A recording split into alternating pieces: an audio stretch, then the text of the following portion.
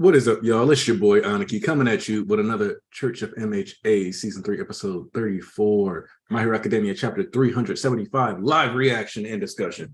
We're definitely going to have some good guests on today. But I want to know how you guys have been since I've been away. You know, it's been a bit for 14 days. So, what have you guys been up to? I know this past week for me was exciting. We did a Secret Santa at work.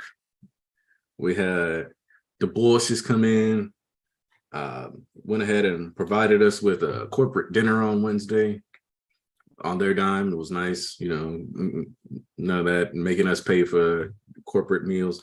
They catered Wednesday and Thursday lunch. And the other thing about Wednesday night is we went out drinking on the CEO's dime. It's nice. Man, went to the bar, said he's opening up a tab. These guys are with me. So good vibes all around. And this week's MHA episode, great, fantastic. So how have you guys been in these 2 weeks? We haven't spoken in a while. I see Tanisha Greer's already in the chat. We got Cameron Bailey and Mr. Andrew with Tyler Hawk. Let's go. I like to see my people, my regulars coming in. Happy Sunday to you too. All right, let's see what's gonna happen. I'm excited. We left off at a crazy juncture, you know, with Twice Clones coming in with Sue's goggles, and the fact that we have a bunch of Twice Clones in general. Hawks looking for the death sentence. No negotiation this time because they're coming in hot. This does make me wonder if we're going to also get an outpouring of Twice Clones into the UA facility, causing it to finally like fully land and capsize. There's a lot of potential. Let's see, MHA chapter 375.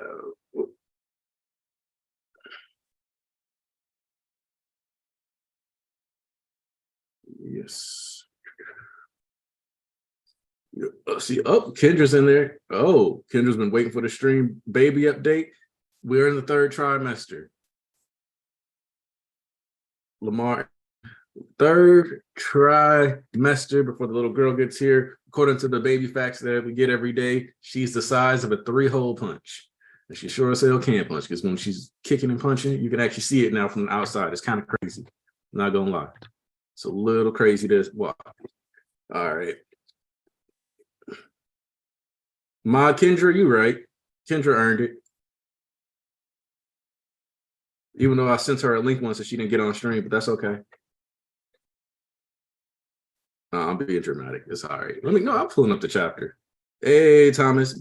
Oh, actually, we do have a baby registry. Let me go ahead and plug that into the chat. Maybe I'll put it in the description of the video in case any viewer wants to be nice. We've already gotten some gifts from different members of the church, and I appreciate every single one of you. Joseph Shiola, Anna coming through. Just genuinely appreciate everybody who's looking out for us. Let me see if I can real quick pull this up, because I know it's somewhere in the Discord.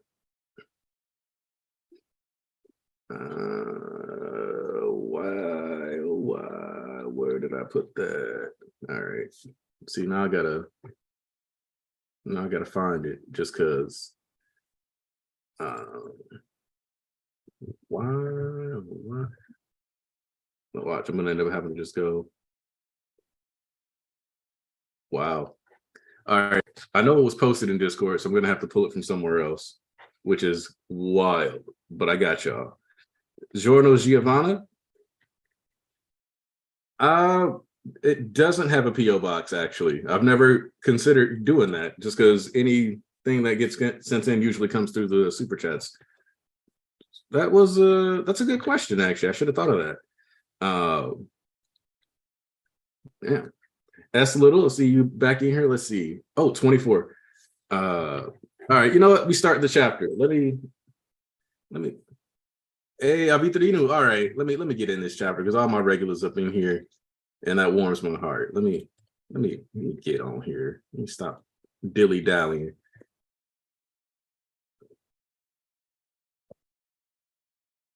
I clicked the Shonen Jump page and immediately was greeted by Roboco. I'm disappointed. I know I shouldn't be so disappointed in Robocop, but I am. The one thing I'll say that Robocop will have in a couple years is that it will be the perfect time capsule of exactly what was running in Shonen Jump between, when it started and wherever it ends. Because it's almost entirely reliant on other series existing. Let's see, Spectral. Oh, Spectral's in here. All right. Was that another one of those creepy bots? I feel like it was one of those bots. Yep, it was. Thank you, Thomas. Oh yeah, anime only seem to be loved. A lot of the stuff that manga readers nitpick about, especially online these days, is not derived from it's not derived from actual quality or not. It's about little pissing matches online. But yeah. And yes, I did watch the new episode. We'll be able to talk about that when you guys would decide to pop on if you got time. Let me go ahead and get to the chapter though. All right, there we go. And opening line, Okuto Island, Uraraka and Asui versus Toga. You can see Toga pulling up behind Sue with the shank. Chaotic Confusion is the name of this chapter. All right. Froppy. All right, let's see. We see Ochako giving her the hands. Her trick for her concealing her presence is basically a type of misdirection.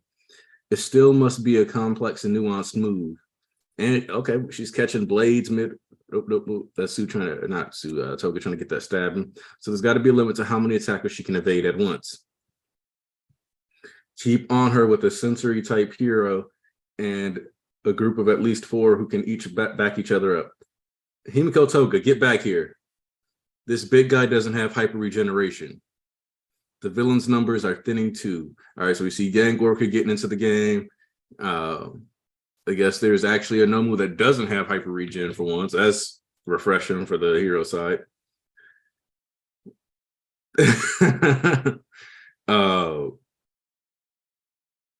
Oh yeah, they're gonna enjoy all of this. We're watching Hapachiko 4 Dev's arc from Gintama makes me hate Roboco even more. Man, I've tried to get into Gintama and I made the mistake of watching the first episodes, which I guess all 3 of the first episodes in Gintama are filler. I don't know. I've seen cool stuff later, but man, also it doesn't help that one of the most prominent advocates for Gintama is Nux Taku. So I don't know, man. We'll see. All right. The villain's numbers are thinning, pin down the near high end, and we've got this in the bag. Taking down these creeps while they're still on the island is our mission. Ooh, boy. The more people we lose on our side, the slimmer my chances of avoiding capture become. And the amount of Jin's blood I've got will only give me 30 to 40 minutes of transformation time. Sure, I could drink it now and take back the numbers advantage, but then Sadman's parade would end on this isolated island. Up until this point, Himiko Toga's actions were rarely driven by any sort of big picture strategizing. This is true. She just wanted to cut the people she was attracted to, and that was all she thought about. And she killed people or got away when necessary. Like everything about her is, I'm gonna go do this thing. Even if you think back to the war arc, which the Dobby's dance and the Toga events airing in line with these particular chapters is more about Toga than it is about the Twice stuff in this particular moment, because when you think about it, she just leaves the league randomly last episode, which obviously was like 4 chapters before, or like 2 or 3 chapters before what we get here, but she randomly leaves the league, doesn't think about the ramifications of splitting up their power or anything like that. Obviously she wasn't necessarily needed because they had the extra high ends and stuff when they got to the Makia battlefield, but she wasn't thinking about that. She just wanted an answer to her question an answer that if she had really been thinking in the long-term scope of it, and like if she had a bit better empathy and had looked at it from Ochaka's perspective, would have seen that that was the wrong time and place, and would have been able to, if she had just thought a bit ahead, she wouldn't have even got her feelings hurt. She just would have kept going to the battlefield, saved Shigaraki, and pieced out. But instead, she got her feelings hurt because she wasn't, thinking all the way through about everything else. So here we see her maximizing her strategic potential here. So yeah, we're rarely driven by any sort of big picture strategizing. Even if we could turn things around here, I doubt they left any boats docked on the island, which would be our only shot at getting away. Divide and isolate. Did the heroes know about Jin's blood? Either way, I'm helpless here. The way things are going, it's all over. However, in that case, here Rancor and recent coming to terms. I'll do what I'm meant to and bet on Spinner. Completed her transformation into a full-fledged villain. This is a jarring panel. There it is. Oh, some blood she had saved. All for one Shigaraki's. Whose could it be? Better not want to find out. Always so level-headed, Sue. Oh, that was a decoy. A decoy filled with a chemical that attracts Nomu, courtesy of All for One? Yikes on bikes. I still can't afford to get sloppy.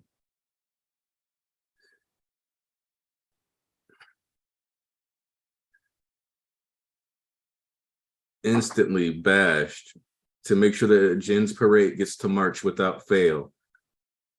And we see an instant, oh boy, after making an instant decision.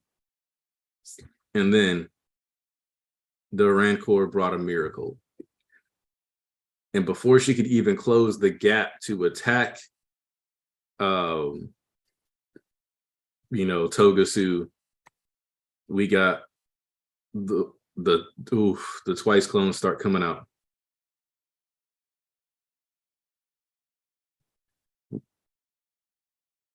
We must save Shigaraki and his allies. Himiko Toga, what do you want to do? To slaughter the heroes, starting with Hawks. Send me out there, Kurogiri. Get back here. We still haven't had our chat about romance. Ochako. And then we see the Toga twice gets a little sad because she's thinking about it now. I wish we could have. Oof. Too late. I wish. Gunga Mountain Villa ruins. Okay, it's Toga with Bubagawara's blood. She had some saved up. When I infiltrated the Liberation Army, I made sure to eliminate every last sample, even the traces after the battle. Was this Dabi's doing? I mean, all right, so I'm gonna be real with you. This is one of the cases where Hawks hard fumbled to a certain degree. This is the only major fumble strategically on Hawk's part.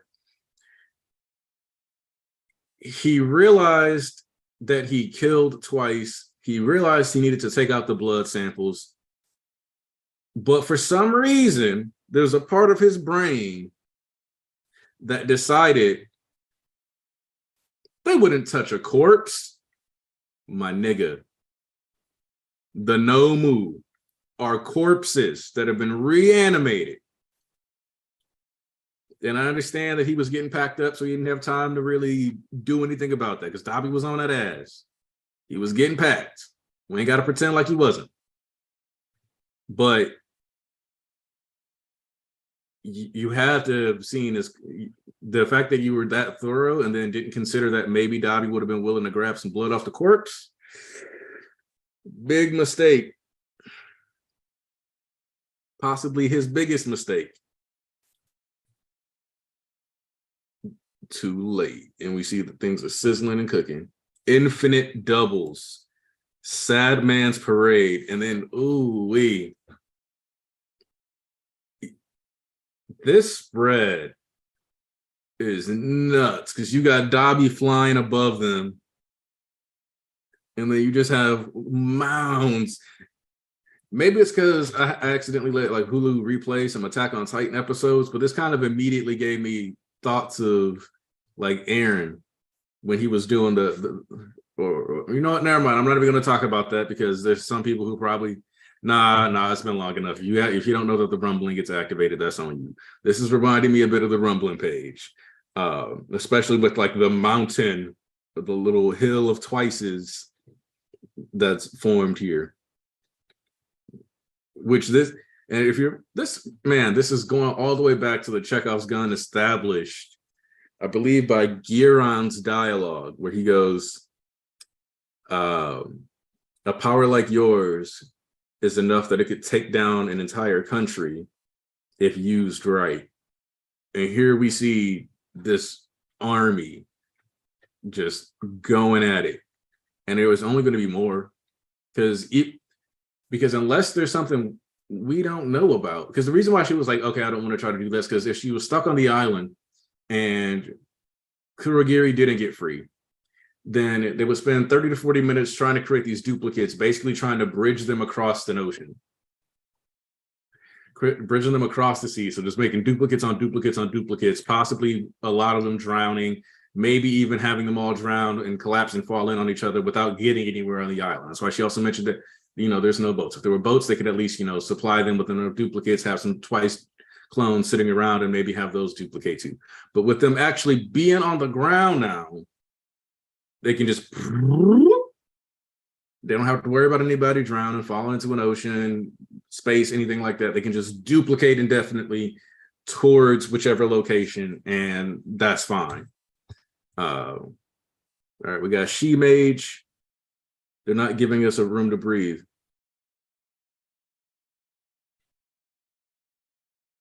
Let's see, and then we see the portal forming. Oh, and we see Ochako made it through the portal, holding on to Sue. Yo, I ain't losing sight of you, not again. And we get hit with the to be continued. Ochako, the feelings you've locked up inside. And then we've got Dabi, we got Endeavor, we got Ochako, we got All for One, we got Hawks, and then we cycle back to the newscaster for some reason. I believe Meryl was her name. The one who was like, don't bow to All for One, which I guess that's maybe what the point of this is that Ochako could have given up. She could have sat there and like, damn, I guess Toga got away. Time to run.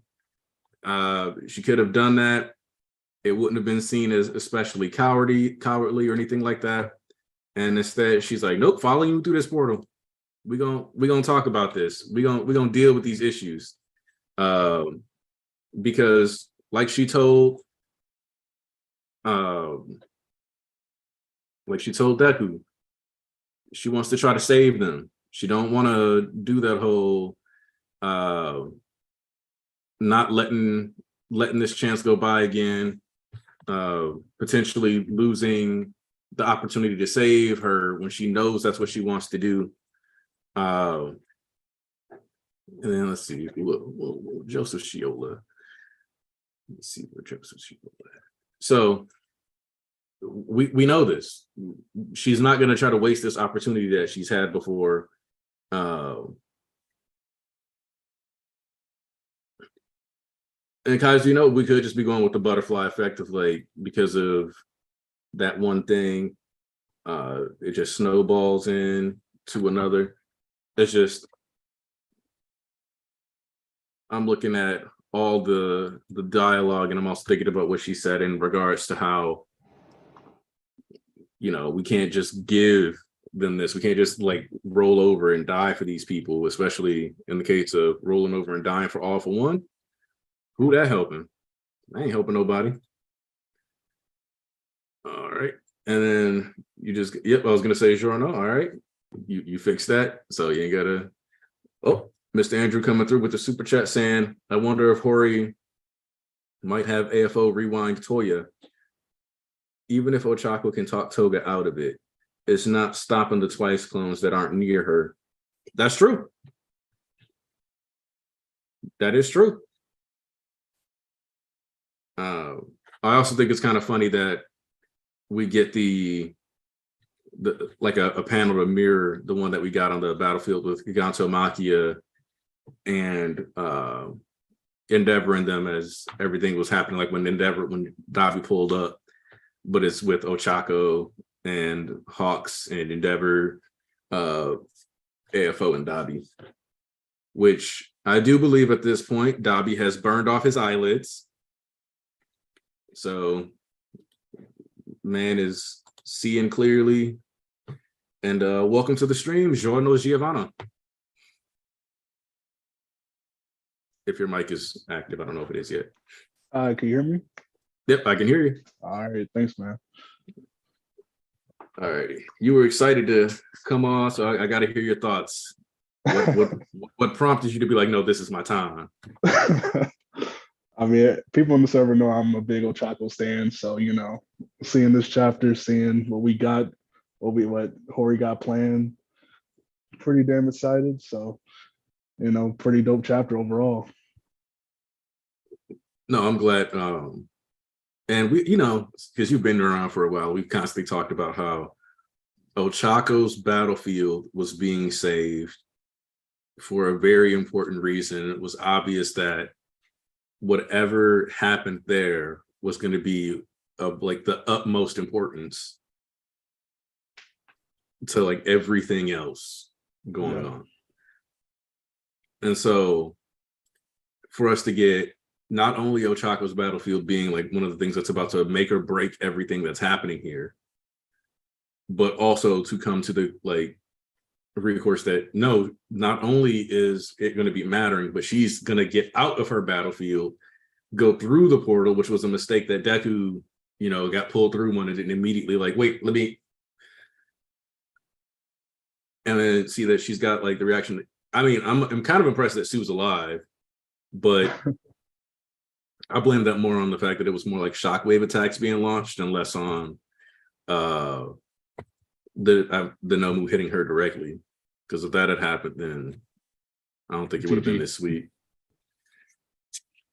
Which the twice clones making clones before they're even finished. So actually, question for you, Giorno. Mm-hmm. You feel like these twice clones are going to have twice as personality, or do you think these twice clones are just a bunch of togas that are dressed as twice? That's pretty interesting. I kind of hope it's we have Toga, who is basically twice right now, but we also get twice his personality in the clones. But I think it will just be a bunch of Togas essentially in terms of personality. That's almost worse. that probably is worse. Because when you think back to like twice, is he willing to kill people? Yes. But the way that twice is willing to kill people and the way that Toga is willing to just kill people, we got different levels of casually homicidal here. Yeah. Because like, was it, I'm trying to remember who Compress was making fun of. No, they were making fun of Compress for not killing anyone. That's what it was. Like, actually, a ton of twice Toga misdirection. That's sick. Losing sight of a twice clone just for him to make another clone to stab you. That's they not. And this is why I actually had a conversation because I keep making the mistake of looking at the MHA Reddit. I'm being honest and admitting it's a mistake, but I do it. And one of the things that I was explaining to somebody was, which they just kind of like walked past, like, this is about story structure, my guy, was that if we had lost a bunch of people's lives at the start of this war arc, then the pacing would actually be breakneck fast. Then we wouldn't have people on the board for this part. And if we didn't have some of those people that, like, let's say we lose like 15 different characters during this section of the story, just due to Twice clones and stuff like that. Let's say Hawks dies, Endeavor finally kicks the bucket, stuff like that. How on earth do we justify the heroes winning even more so if nothing goes their way for like 50, 60 chapters straight?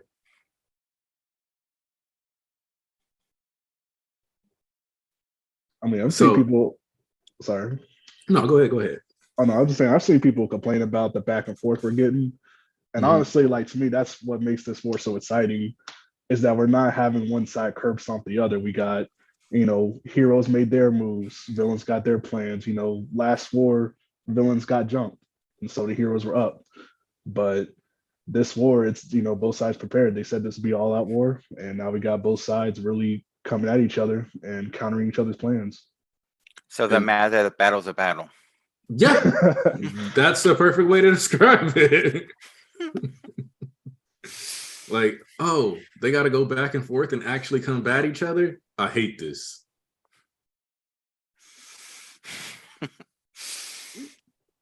And the thing is that what I wish more people were comfortable doing is looking back at what happens in a story and just saying, maybe I misread this. Maybe my interpretation was just off. And I saw something not how the writer wanted it to be.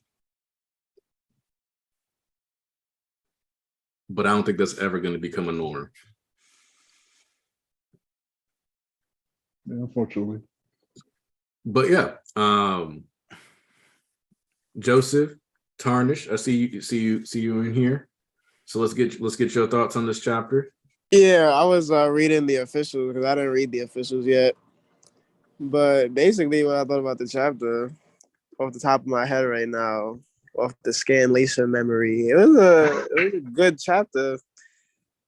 The only thing that threw me off, not in a bad way, in a good way, was Uraraka being on All for One's battlefield at the end and bringing Suyu with her. Also, like the Twice clones, man, like what are they gonna do about that? They like Ochako has to go like full curious mode. Like she has to drop people from the sky to kill them, clones specifically. Like if there's really that many, and then Toga said, like, I don't know if they kept it in the officials yet. Yeah, okay. So she could stay Twice for 30 to 40 minutes and clone. And does that mean the clones are gonna vanish in that time? I don't think so. So will there still be clones around? Like, that's gonna be a problem.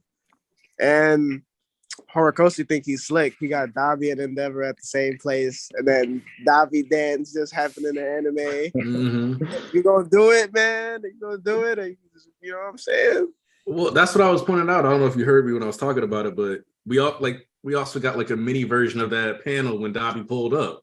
It's the same. It was 1-to-1 almost. Like just his face is just more destroyed. Like it's the same eyes. Like that was probably the last time he was able to draw that, because I mean, you see him at the end of this chapter, his eyes, you like crackhead.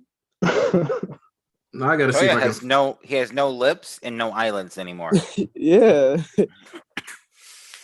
All right, what were you thinking, Joseph Shiola?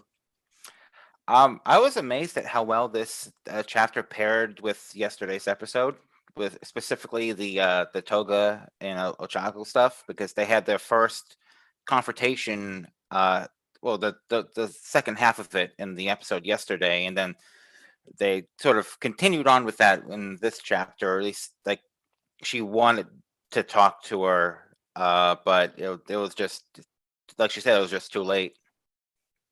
Mm-hmm. And that is definitely one of those things that I'm like, well, if only. But I also think that it was even fully she was within limiting it. Like Toga it was limiting it either, too. I mean, yeah, and I think it was fully within Ochako's rights to be like, what the hell are you talking about? This is not the time or place for this. Yep. Like at all. Yo, that's crazy. Yo, I was dead thinking about that the other day. I was like, yo, if I could make it to the stream, like we have to talk about this. Yo, so like you said you've been on the Reddit too. So I know you probably dabbled in this because that's mostly where I've been seeing this lately too. Like the hate on Deku for not just knocking Toga out when he was like people wilding with that. bro, like no, like because to some people that's like really like some people are calling that a plot hole. Like, why didn't Deku just finish Toga and leave? Like, I understand. Like, there are some people who are saying he could have just Gran Torino'd her shit, like just knocked her out and that. Like, yes, maybe, but would that have been satisfying? Hell no. That's okay. So that's like another thing is people will be like, but he didn't do it for plot. And I'm like, and if he did it, you'd be shitting on the plot. So you know what it reminds me of a little bit? It reminds me of when people said, "Why did All for One just take Overhaul?" It's like you're trying to solve problems that the story doesn't need you to solve. It's just not supposed to happen. And one of the things that I was like, dog, why are y'all pretending like if I was like if I pull up to a place and I'm ready to fight a nigga, and I'm just like ready to go, ready to box. This is what's on my mind: violence. And then I get pulled through a portal and I'm like, huh? What's going on here? And then the first thing out the person's mouth, and I'm like, wait, what's going on? And they're like, you want to be my boyfriend? What? I'll be caught off guard like, too. Like, I think people got to really look at the background of what Toga was saying. Because I think people just kind of zeroed in on Toga because she's all, will you be my boyfriend? But like, while she's doing that, there's explosions in the water from the Nomu just trying to Gatling flesh people out. Like, there's murder in the streets, murder in the trees. And she's asking him on a date. He has every right to be like, wait, time out. I need to understand what's actually going on here because this is crazy. Like, all right. Did everyone see the final batch of Stone Ocean? Because it reminded me of something towards the end of that. I did not watch the final batch of Stone Ocean. I'll admit that. I kind of That's fell off of it. crazy. That's wild. I saw it, Joseph. Yeah, okay, because like towards the end, Anasui, like while they're being chased by Poochie in his super hyper god mode, it asks Jotaro for his permission to ask Jolene to marry him, and that's what he just sort of reminded, like the Toga thing reminded me of that, where it's just like all this bad stuff's happening all around, and you're asking this now. Yeah. Mm-hmm. Also, I went and pulled up the volume map that Hori drew for everybody's locations in the war. In theory, it is possible. Yeah, it's a Japanese released volume yet. We don't have it. I can link the image in Discord real quick, so you can pull it up too. But let me see. Let me pop over to general, just because dropping it in general isn't a big deal. Yeah. Shigaraki and All for One were a lot closer than I thought they would be. I mean, the UA Fortress being mobile makes that a little less concerning if you just assume that they dropped them there and then moved away. But they also weren't expecting Deku to be pulled into the island, so there's that too. Yeah, because if Deku beats him fast enough, they can then quickly get him over to the other battlefield to fight Old Man All for One if that doesn't get wrapped up too. So I was like, I kind of get the idea.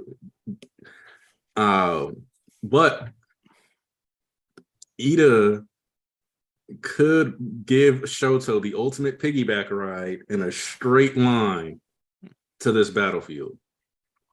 It's technically possible. I'm not going to say it'll happen, but there's room for it to be possible. And that might be how we get all three of them in there. People keep clowning Ida, but like, I feel like people really think Hori just gonna have Ida sit there with Shoto rest of the arc while they watch Dabi go through that portal. People don't be thinking about the established president in Hori's writing at all. He paired them together for a reason. And they've been emphasizing how fast he is throughout the series and how he keeps getting faster. And I don't know if we, like 2 weeks ago, I think I kind of talked about it a little, but during joint training, Ida had already chopped off, some of his engines, got the mufflers to regrow back in. Folks really think Ida ain't do that again? That's crazy. They had a 3-month time skip. Shoot. Yeah, y'all know something kind of goofy about this chapter, low key. Because I'm still reading the officials. This man Hawk said he got rid of every bit of Twice's blood, even the one after the battle. Did you forget that you were knocked out and Tokoyami flew you away? Like, Dabi had plenty of time to get blood from his body. You know what I'm saying? Yep. Yeah. The homie was like, I know, I just know I know you didn't, bro. There was definitely still a body right there when you were out of there. And Look, bro, my this other is why you stance on can't. that too is that like, because that's what I was like, dude, did you not think that his corpse would have gotten raided? Do you not think that like, even just off that, like, why do you think that Toga wouldn't have had some of that in her personal stash? Even off that. Facts. If he was really like with them for that amount of time, like he knew how close they were more than likely. So, like, you should have seen that come. You should have never expected to totally escape the Twice blood. Or even like he knows that they make no moves and shit like that. Like, where is the corpse actually? Like, that's what I wanted. Did you cremate Twice's body, my guy? Did you assume because it died next to Dabi that all the blood had been cooked out or something? Wait. Like, what was the assumption that led you to believe that it was going to be sweet? I really don't know what's finna happen with these clones, though. Like, that was the thing. When we were talking about the clones all this time, like theorizing about it, I thought they were going to be isolated on that island. But then Toga was like, nah, I can't do that because this is going to be pointless because they're going to stop us. I was like, facts. I like that Toga's thinking about that. Toga this chapter really did impress me, like with her intellect. And like Horikoshi tried to give like a little narrative reason for it. He's like, Toga up until this point, she wasn't really trying like to do anything major. She was just chilling. She was just a villain. You know what I'm saying? In the background, kind of. She wasn't really strategizing, going out of her way to be malicious. But now she is. And then she created that feint for Suyu. Like she's actually trying to combat them. Because honestly, that blood, that chemical that Suyu has on her tongue to attract the Nomu, that's dangerous. What? Like the Nomu is just gonna come charge towards Suyu? That was her intention with that? Like, damn. Yeah. Yep. Well, she was never in love with Sue. She just wanted to be Sue's friend. But she trying to kill them. Like, are there any Nomu at the Gunga Villa? Yeah. As far so yeah. I did it. Nomu, we didn't see it taken out, but there was some there when the battle started. Plus, the whole place is on fire now, so who knows? I mean, the most the heroes can hope for is that Endeavor landed on top of a Nomu when he was on that tear earlier. That's the most they can hope for. Yeah, and Endeavor is done too. Like, I don't want to jump the gun or nothing, but like, if Dabi is right there moving the way he's moving, Endeavor is still missing an arm. He still looks overheated. Like, and I don't see no way to avoid this. That rain is the best thing to happen to Endeavor this whole fight. Even though he's like, I have some issues fighting in the rain. My guy, you needed this rain. You needed every bit of cooling off possible. Because you see, he's still steaming. Like, and I think, and like, I don't even, because the heroes ultimately are gonna have to win. You know what I'm saying? But like, I think the way he's gonna justify it is he's gonna take out Dabi too. Like, it's gonna be a 2-for-1 for real. Like, they don't have Dabi no more. We don't got Enji. And let's be real. Kendra, you might have to cover your ears, but there is not a thing Hawks is doing to AFO at this point. I mean, like, he can still like roast him. Like, oh no, he ain't even ugly no more. That's crazy. That's what I'm saying. All for One gotta just He can't leave. even spit. Like that's, Yeah, that's AFO might as well leave. wild. Stay here, bro. Everybody's dying. He gotta just leave. He gotta do what he said he was gonna do, and just go to Shigaraki. Yeah. Because if he stay here, give Toga that Hawks body. I don't even necessarily need Hawks to die. But I mean, Horikoshi did say that Ochako and Hawks are both going to be seen as like lights of hope, and now they're at the same battlefield. So low key, maybe Hawks might try to kill Toga, and then Ochako might stop him.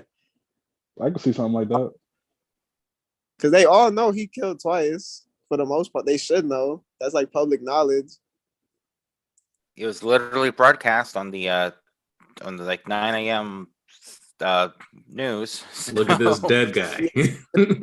What if Otaku gives him the talk about why they can't just kill people? Something. Well, I don't know. Them being at the same place is wild, and Endeavor ain't long for this world.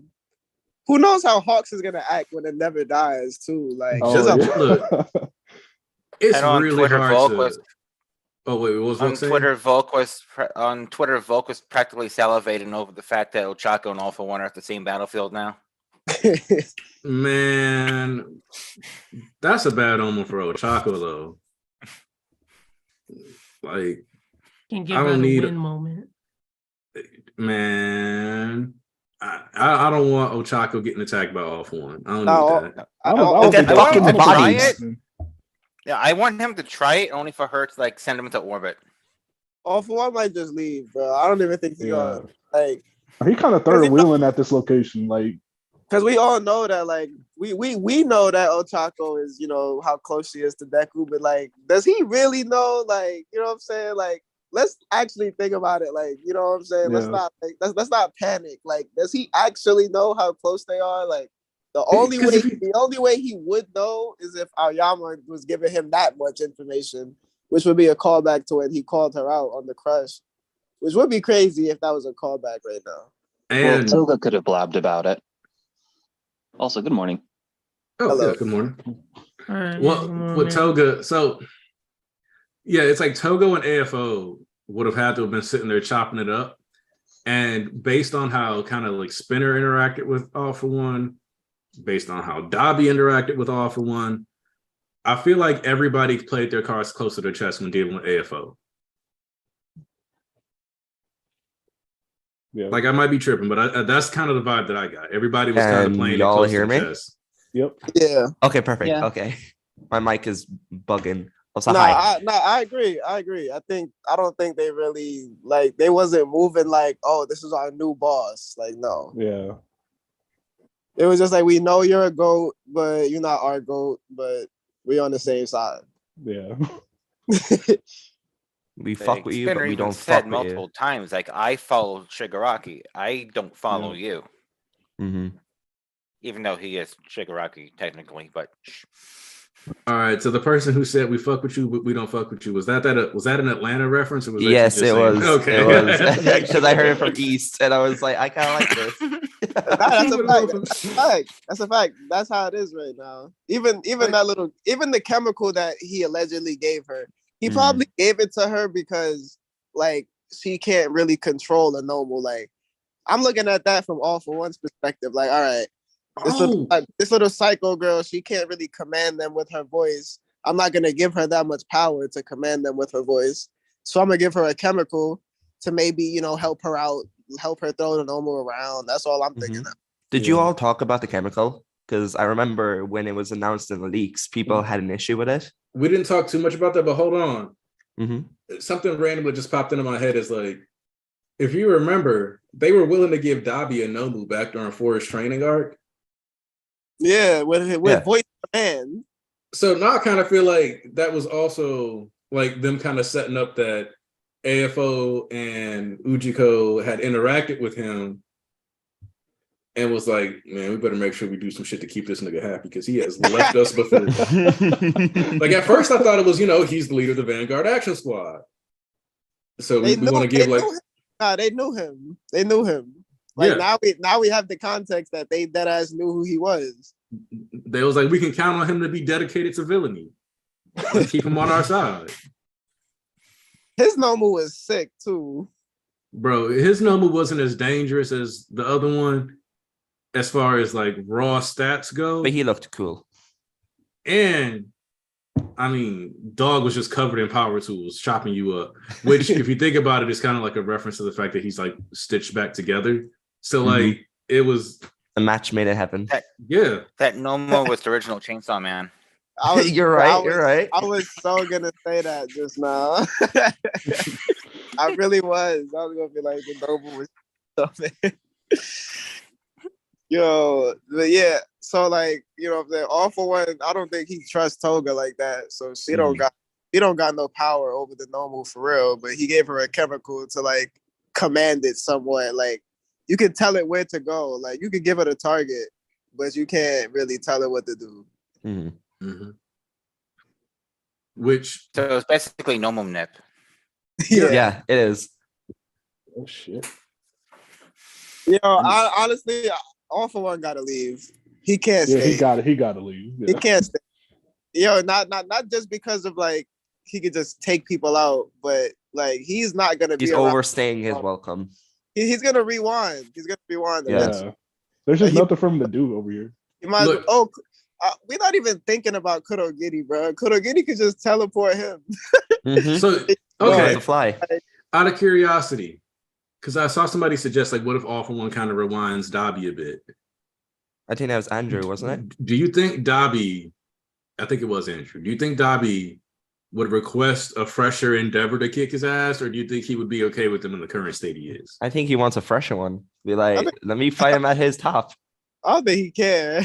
I don't think it matters for him. Remember, listen, last war, aka last episode that just came out, he was about to prominence burn him when he was not even willing to fight back. Yeah, like a punch alone, could barely stand. Hey, that was Dobby's way of saying hello. Yeah. Hello, father. Die.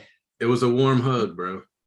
I don't think they're gonna have a gentleman. Listen, bro, you could. I Bro, don't it was either, so but- warm. I don't think. Listen, okay, that hug had so much love in it. You could tell that like his heart grew 3 times bigger. We're gonna really- see the real hug next week, I think. Mhm. The real hug when he hugged Shoto, he was like, "Yo, you good? I'm good." Dog, that was hilarious though when he was like, "Oh, your friends are having fun. There's no fun for you though. Only pain."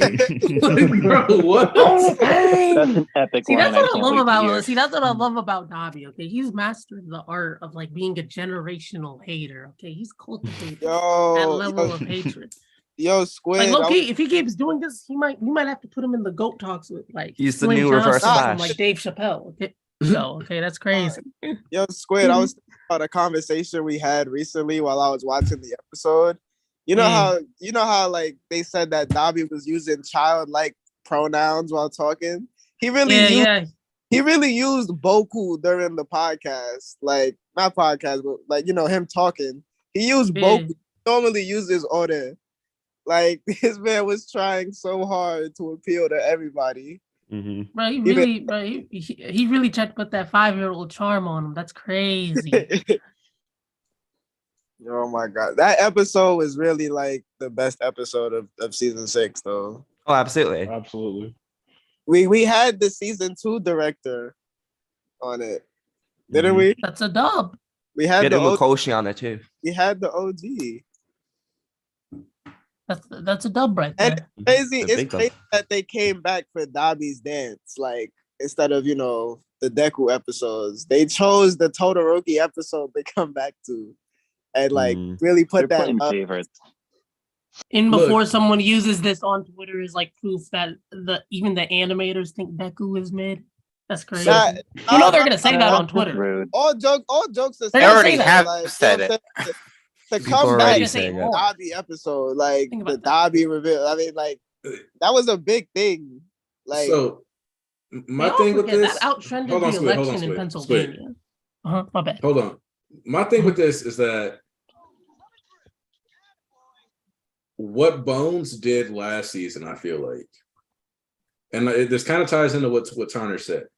Outside of ignoring the fact that like COVID disrupted the normal production schedule, Mm-hmm. one of the things Tarnish has said about this season is that generally all they have to do is not do something like do an especially terrible adaptation, and the content will carry. Mm-hmm. So the way I look at it is that one, the content has largely carried this season. I don't think they've done a bunch of crazy super HD ultra plus ultra mega ultimate cuts this season. Omega Blaster cuts. Like we've had some good cuts, we've had some good moments. I don't have the issue with the Wyoming St. Louis Smash page that like adaptation that other people had, because they're acting like we got to see the St. Louis and Wyoming Smash individually. We talking about Dobby's dance? Yes. Mm-hmm. Oh, okay. Hey guys. Volk. And this adaptation in general. So but like if you look at season 5, they went really, really hard on joint training. One, because they advertise to students a lot, but 2, joint training is an extremely lamented section of the story. Mm-hmm. People spent a lot of time whining about that arc. So it feels like they tried to elevate the source material, because I saw somebody make a joke about like if Mappa had adapted MHA, it would be like a piss yellow filter over everything. Yeah, I saw that. And people were like, it's unironically better. No, it isn't. You just like to slander Bones. It's okay. But in this case, I think that what they're choosing to do here is more than likely they're going to elevate the arc you got, like not you guys specifically, but people want to complain the most about lately, which is this Deku Far From Home stretch. Yeah. So we'll probably get our best action sequences in Deku versus Nagan. Oh, I do want to say that to comment on what Turner said, a lot of people are saying that Bones hates Deku, when in fact, in my honest opinion, you could disagree all you want, all Deku's fights have been some of the best animated fights in the series. Yeah, so to see people turn around on Bones to say Bones is shitting on Deku, they prefer Endeavor. Although the Todoroki family has had really amazing cuts, I just disagree with the sentiment that Deku. But hold on, but here's the thing: we gotta dig deep. Okay, we're gonna take the show. We're gonna dig deeper. Okay. Mm-hmm. Well, there's big criticism behind. The big criticism behind like Deku's whole stuff, okay? And I really think it comes down to this, is that a lot of people are salty that the battle takes place with a blue sky. Yeah. No, that is a disturbingly high complaint. Because I'm spitting, hold on, wait a minute. I know it sounds crazy, but I'm spitting facts though. Think about that. Forgive me if my voice sounds a little hoarse and I'm gonna be a little quiet this week. I've been doing a lot of voice projecting at my job lately, so yeah. That's a dub right there. You know, we just get in the bag. It's that simple. Yeah, gonna have to do vocal exercises to make sure this is gonna happen a lot with this position. But anyways, drink some like honey with like tea. So that's like pretty good. I've been doing that actually, and it's helped a lot. That's a win, right, my guy?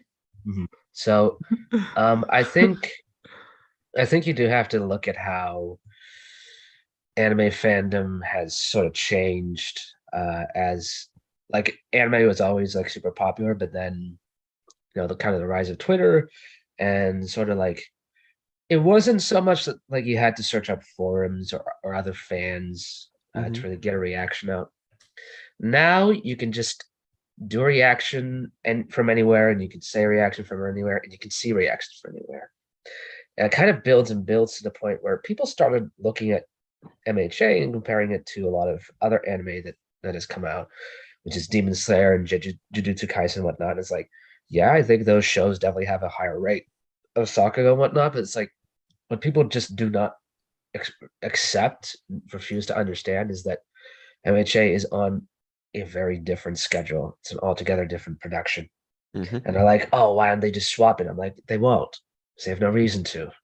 It's like they got a good relationship with going between the different studios working on it and companies and whatnot. And in general, like when you look at anime fans in general, they're still happy with the seasons, right?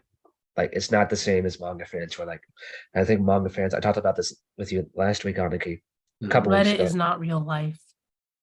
Yeah, it's just, I find a lot of people don't want a well-animated show.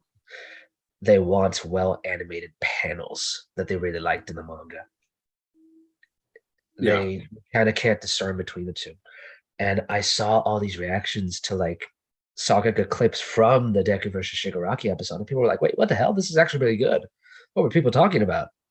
And it's been this sort of switch I've been kind of waiting for people to realize for a while, where like, of course, comparing manga panels to a show is kind of a setup for the show to like, oh, it doesn't look as good. Why isn't this panel like this? And like, and it's not paying to how it all comes together and all the cuts that are really good.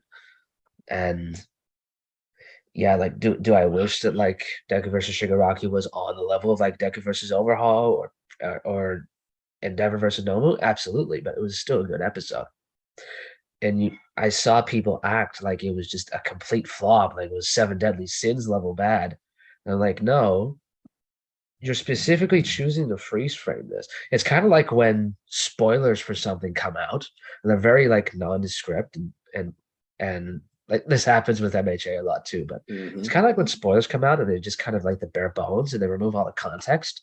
And so people just take that information at face value and are like, oh damn, this is trash. What's going on? But when you when you actually bother to get invested, you see that's not the case though. That's kind of the problem with social media. Like, there is so much content out there. Of course, nobody is going to be watching every single same thing all the time. With anime in particular, very young fan base. You kind of see a lot of the high school fights. You want to know why you see like all those corny, cringe tweets, like more than basically any other type of fandoms, like live action shows, even. Okay, well, MCU fans can't get close, but it's just the reason it's a higher percentage is because the fan base is younger. They don't really know how to discern that. You know, that's my rambling speech on that. I wish there were younger people actually, because at some point I don't think they would be taking this as seriously on Twitter. But I don't know. There are plenty of it's that people specific, acting like kids. So. If you've ever been, oh, I continue. It's that specific age range, you know, like we're kind of in this like where like you're old enough to care, but you're not old enough to kind of realize how you sound sometimes, you know. Yeah, you're old enough to criticize, basically. So, I'll speak frankly because as someone who think that I do think that that was a missed opportunity. I did want it to be more on the level of Deku v Muscular or just other Deku fights, Deku versus Gentle, for example. But I will say that to say it's badly animated is just flat out wrong. Like, no. Like, yes, I wanted more like impact. Like, I look at the manga panels and I'm like, yeah, no, it hits different when you read the manga. I can't deny that. But I also like to say that it's badly animated or to anywhere near Promised Neverland or freaking just the other stuff that we were talking about. Like, no, that's ridiculous. You also have to consider, like I joke about oh, Bones hate Bakugo, but look, you have to recognize those are your main stars. They've already had a bunch of big Sakuga moments.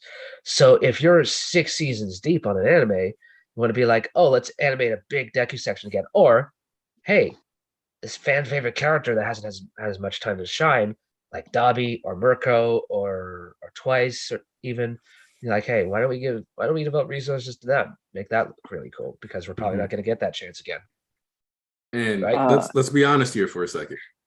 Like I pointed out, if the options are to give the fight with Shigaraki the Super Sakuga treatment, or the fight with Nagant the Super Sakuga treatment, which one is going to utilize the Sakuga better?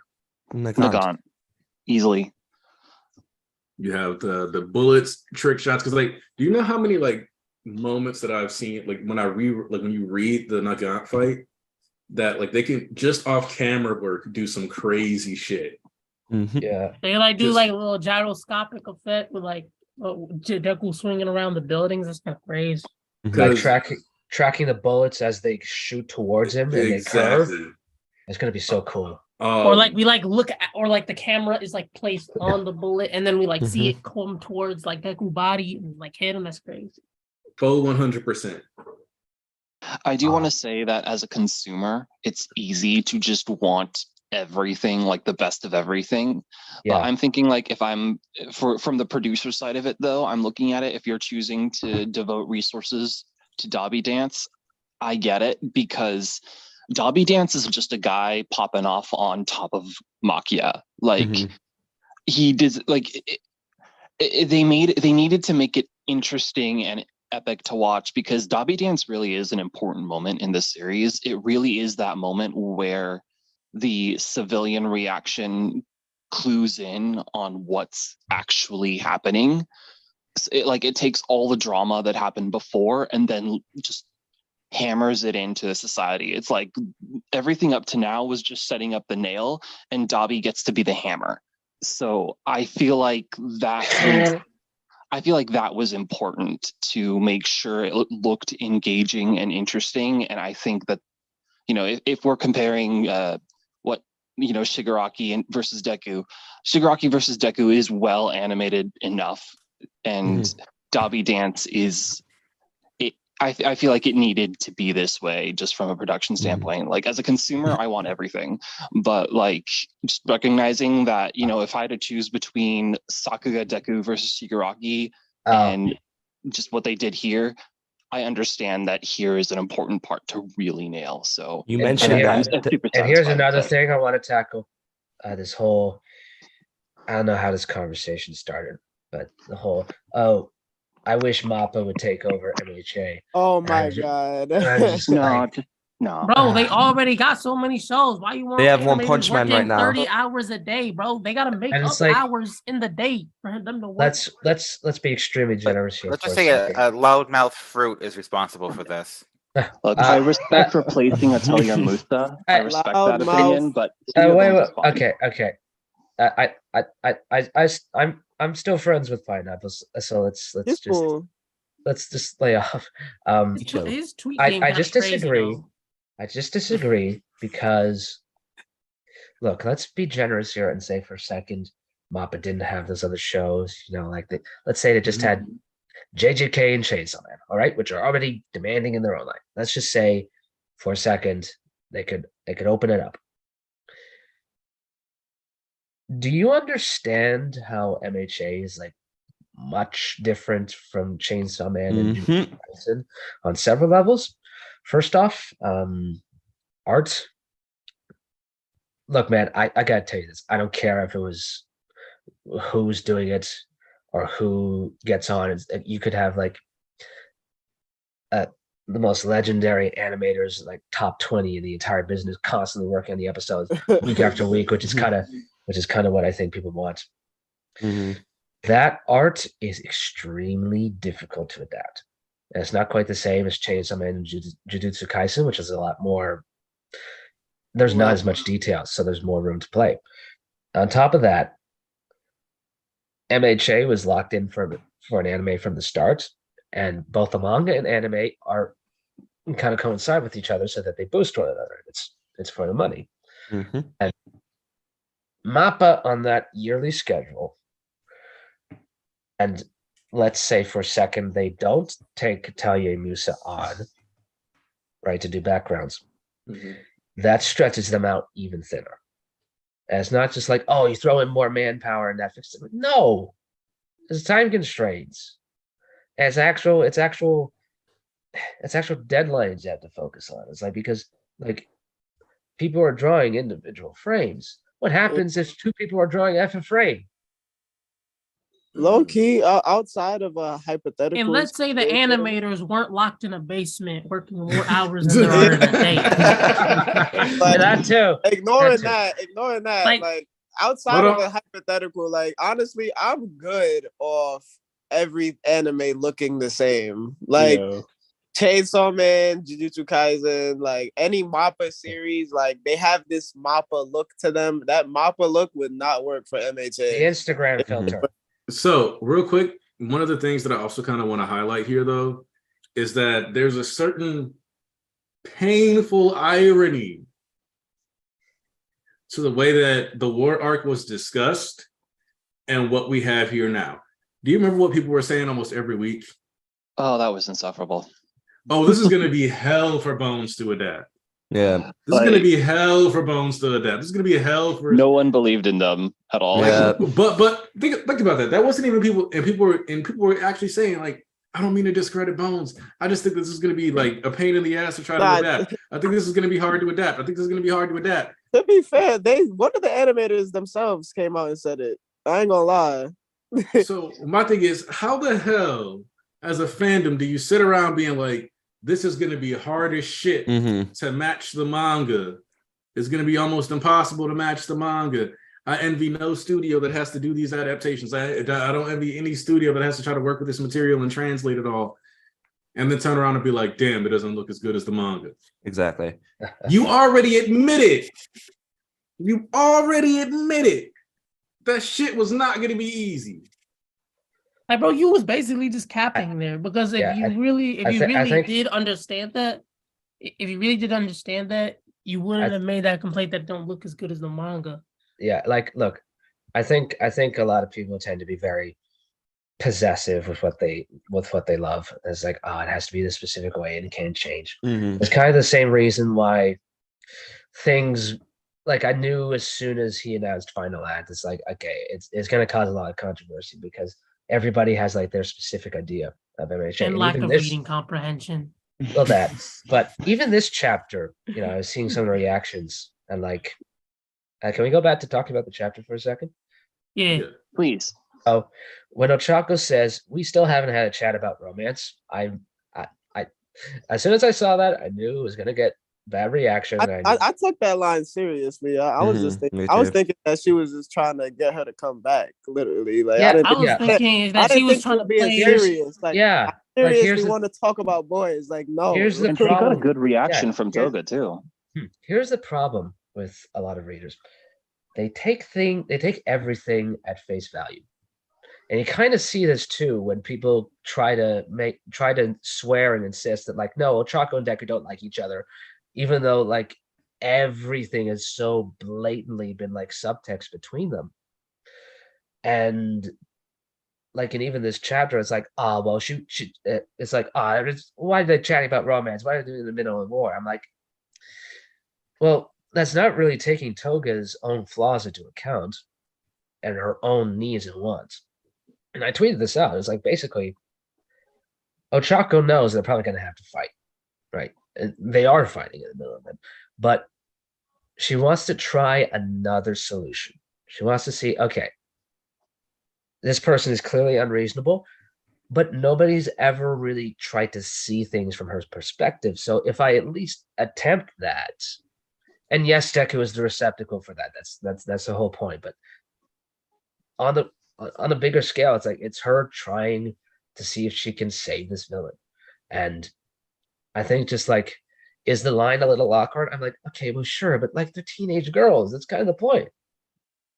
And nobody wants to see anything. I'm just so frustrated though. It's like, nobody wants to see anything if it's not that Gas Ross, right? Yada, yada, yada. They can just post and get a bunch of likes for, right? So and it's like, I want to back you up real quick, Bolt, because there's something that I've said about My Hero that I really liked, that has, I think, ultimately frustrated a lot of people, secretly, because especially like the younger fans, and this is going to sound harsh, but I think a lot of the teenage fan base lacks self-awareness, because My Hero was one of the first series that I consumed that centered on teenagers, where I was like, no, these feel like a bunch of teenagers. Yeah. And when you look at the way like Ochako was just kind of like flailing, like reaching for something, and kind of, like when you look at the interaction they had versus what she's doing here, which is like, we didn't get our chat about romance. She's like, it's almost like being like, yeah, you tried to be my bestie. Let me try to be your bestie for a second. Let's see if we can get something popping off here. Because before this war arc, they straight up said she was crying and I wanted to reach out to her. And Deku was like, yeah, I could feel the sadness within Shigaraki. We got both of them emphasizing how they're both a little odd, for wanting to do this, reaching out, for wanting to try to communicate with these villains, but they both want to at least make that attempt. Bro, looking at Twitter, I'm sorry, my bad. Her saying, we didn't get to have our chat about romance is no different then when Deku pulled up and was like, is Shigaraki still in there? It's her hoping that that good part of Toga that just wants to be loved and to love people in her own way is still there, and that they can come to some kind of an agreement. Yeah. And it's clumsy, it's silly seeming to, you know, especially like a bunch of adults and even to some teenagers, but that's because a lot of teenagers don't realize that they are equally clumsy or silly and cringy, just in their own different way. Definitely cringy, Giono. Yeah. You know, I feel like with the younger part of the fan base, I just feel like schools stopped making students do book reports, and that's why the reading comprehension is so bad. Oh man. Yo, low key, Vulcan Aniki, y'all are like 100% right, because I'm low key thinking about that talk again that her and Deku had before all of this started. She literally said that she was looking at the city because she wanted to remember the damage that they had ultimately caused. Yeah. Nobody is letting anything slide. You know what I'm saying? People kind of take this to like extreme degrees, and I see people say like, well, why is Horikoshi writing the League of Villains so differently from how he writes 1A? Are these really the same person? I'm like, it's because they're not the same characters. It's not the same dynamic. Yeah. The League of Villains are mostly adults with like one teenager. Class 1A are all kids. Bro, half of them don't even know how to drive yet. Like, that's crazy. They're the Zoomers. A majority of the league are jaded individuals as well. Like, yeah. And if you notice, the majority of the league is like early 20s. Yeah. The exceptions being like Compress and Twice. And it was like grown men, dude. Twice was an old head.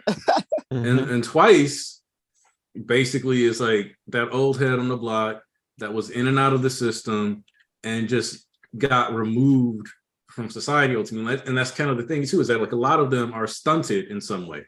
Like Dabi is physically 24, 25, but mentally 21, 22 because he was in a coma for 3 years. Let me tell you, okay? Like, Twice was so used to being institutionalized, he institutionalized himself. That's crazy, though. Think about that. Well, that's why, and I didn't do it fully on purpose, but when I did a video on Twice like a year ago, maybe more, I don't think I spent any time talking about Twice and Toga in that whole video. It's like 25 minutes long. Didn't spend any time talking about his relationship with Toga, because even without talking about Toga, there's so much to explore within that character, as far as, because every villain also functions as a form of social commentary, at least within the league.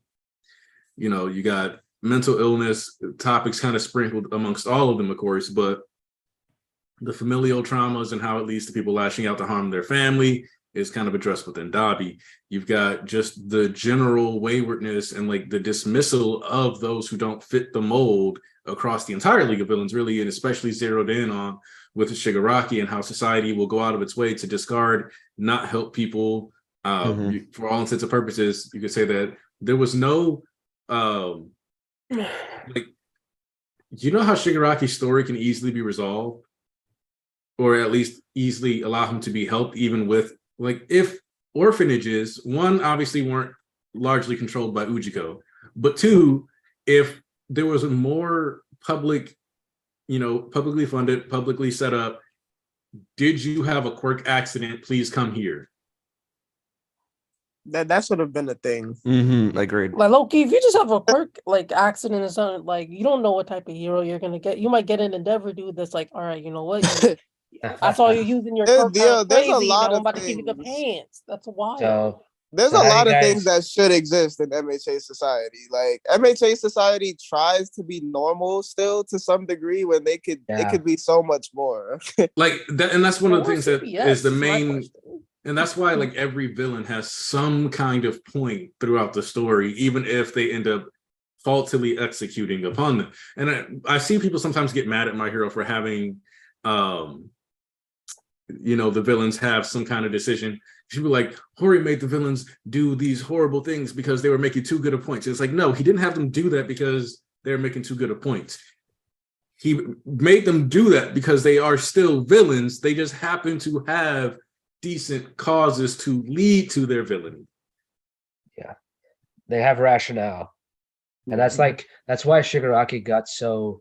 When the anime recently got to this point, he got so pissed when Endeavor said like, "Oh, you have no reason behind your actions," and he's like, No, really? no conviction. The anime Really? the anime did that really good, by the way. Like that speech in the anime, the OST in the background, it's not this villainous I'm getting back up again type theme. It's a sad theme in the background of him talking. It's sad OST. The voice actor, he kind of reverts back into that scratchy voice that Shigaraki used to have in the sub. Like, Shigaraki bag. He was in a Shigaraki bag. He was. That was like that's and Endeavor had nothing to say. Low key, that moment is an L for Endeavor because you are the number one hero. You had a heart to heart with this man, damn near, and you're like, yeah, but you about to die anyway. So thanks for letting me rest up, Shigaraki. It's like didn't respond to anything he said, even though it literally was directed at him, low key. And that's the kind of the thing about it is that when we talk about how Endeavor hasn't completely beaten his rage, like obviously that moment where he attacks and All For One and straight up says, no, I just can't contain it anymore. But him being like, this is the perfect time to kill you. It's like, this dude said all this. It's a perfect encapsulation of Endeavor's issues.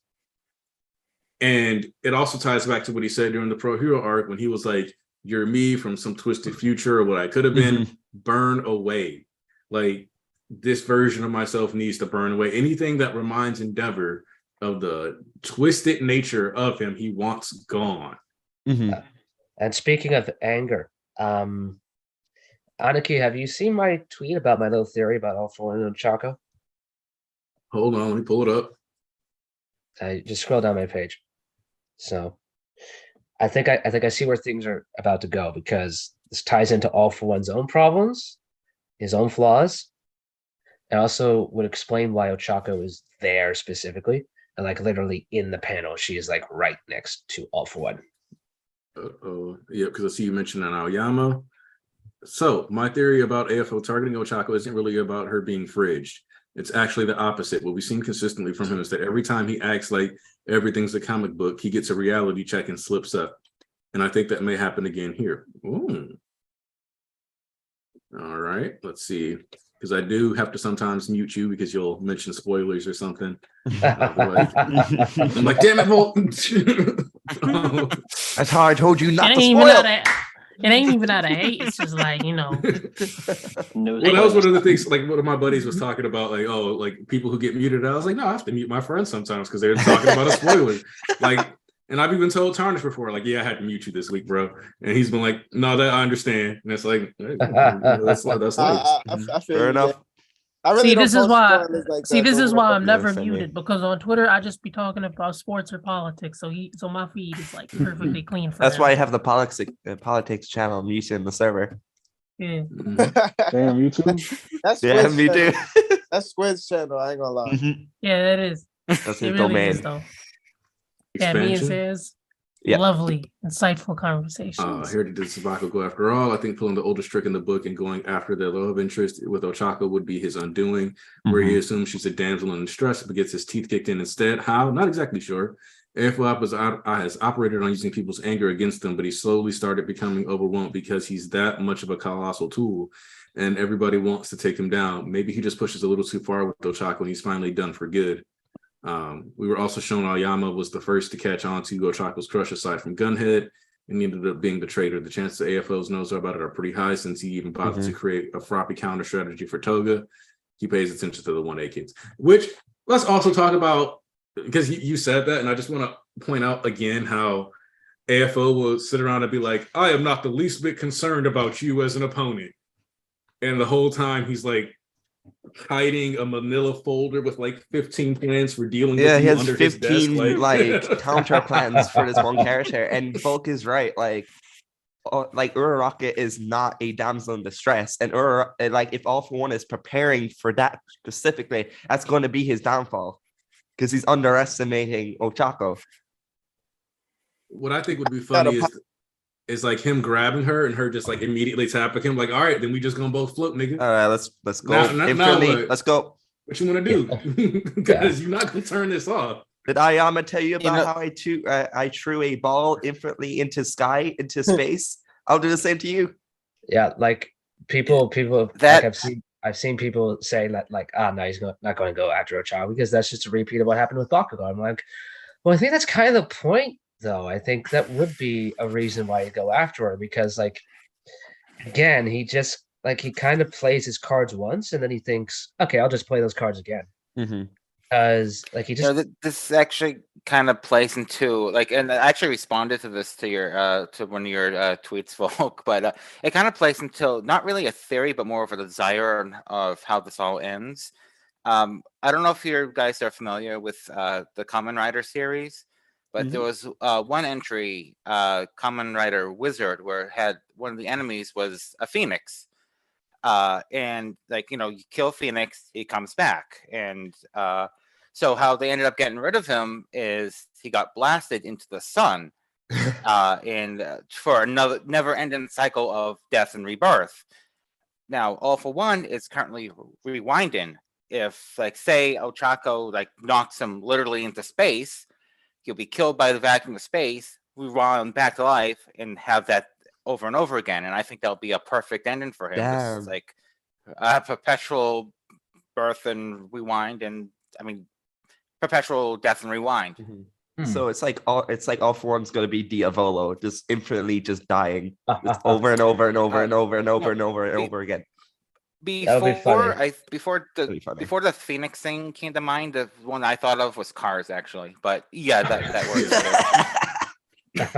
works. Well, because one of the things is that I was like, man, at this point, the only way I could see them being like in a good position is if we get more terrain damage and we get another Fafro. What was the Froppy Ochako meteor move called? Like Fafro Skies or something like that? Fafrotsky or yeah.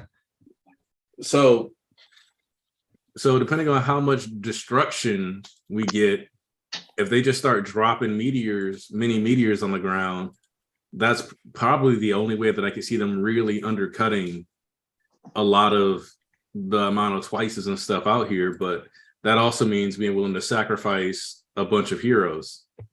Well, Suyu isn't there with Ochako right now, so no, I'm pretty sure she's there.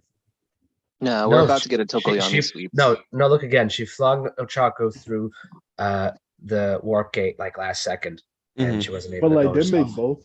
Because wasn't the panel like I thought it was like a flashback. Maybe it was just the scans that like made it look like that. But like maybe it was like Suyu initially threw her, but also like she clung to her while they both got to the portal. At least that's what I thought. But it's weird.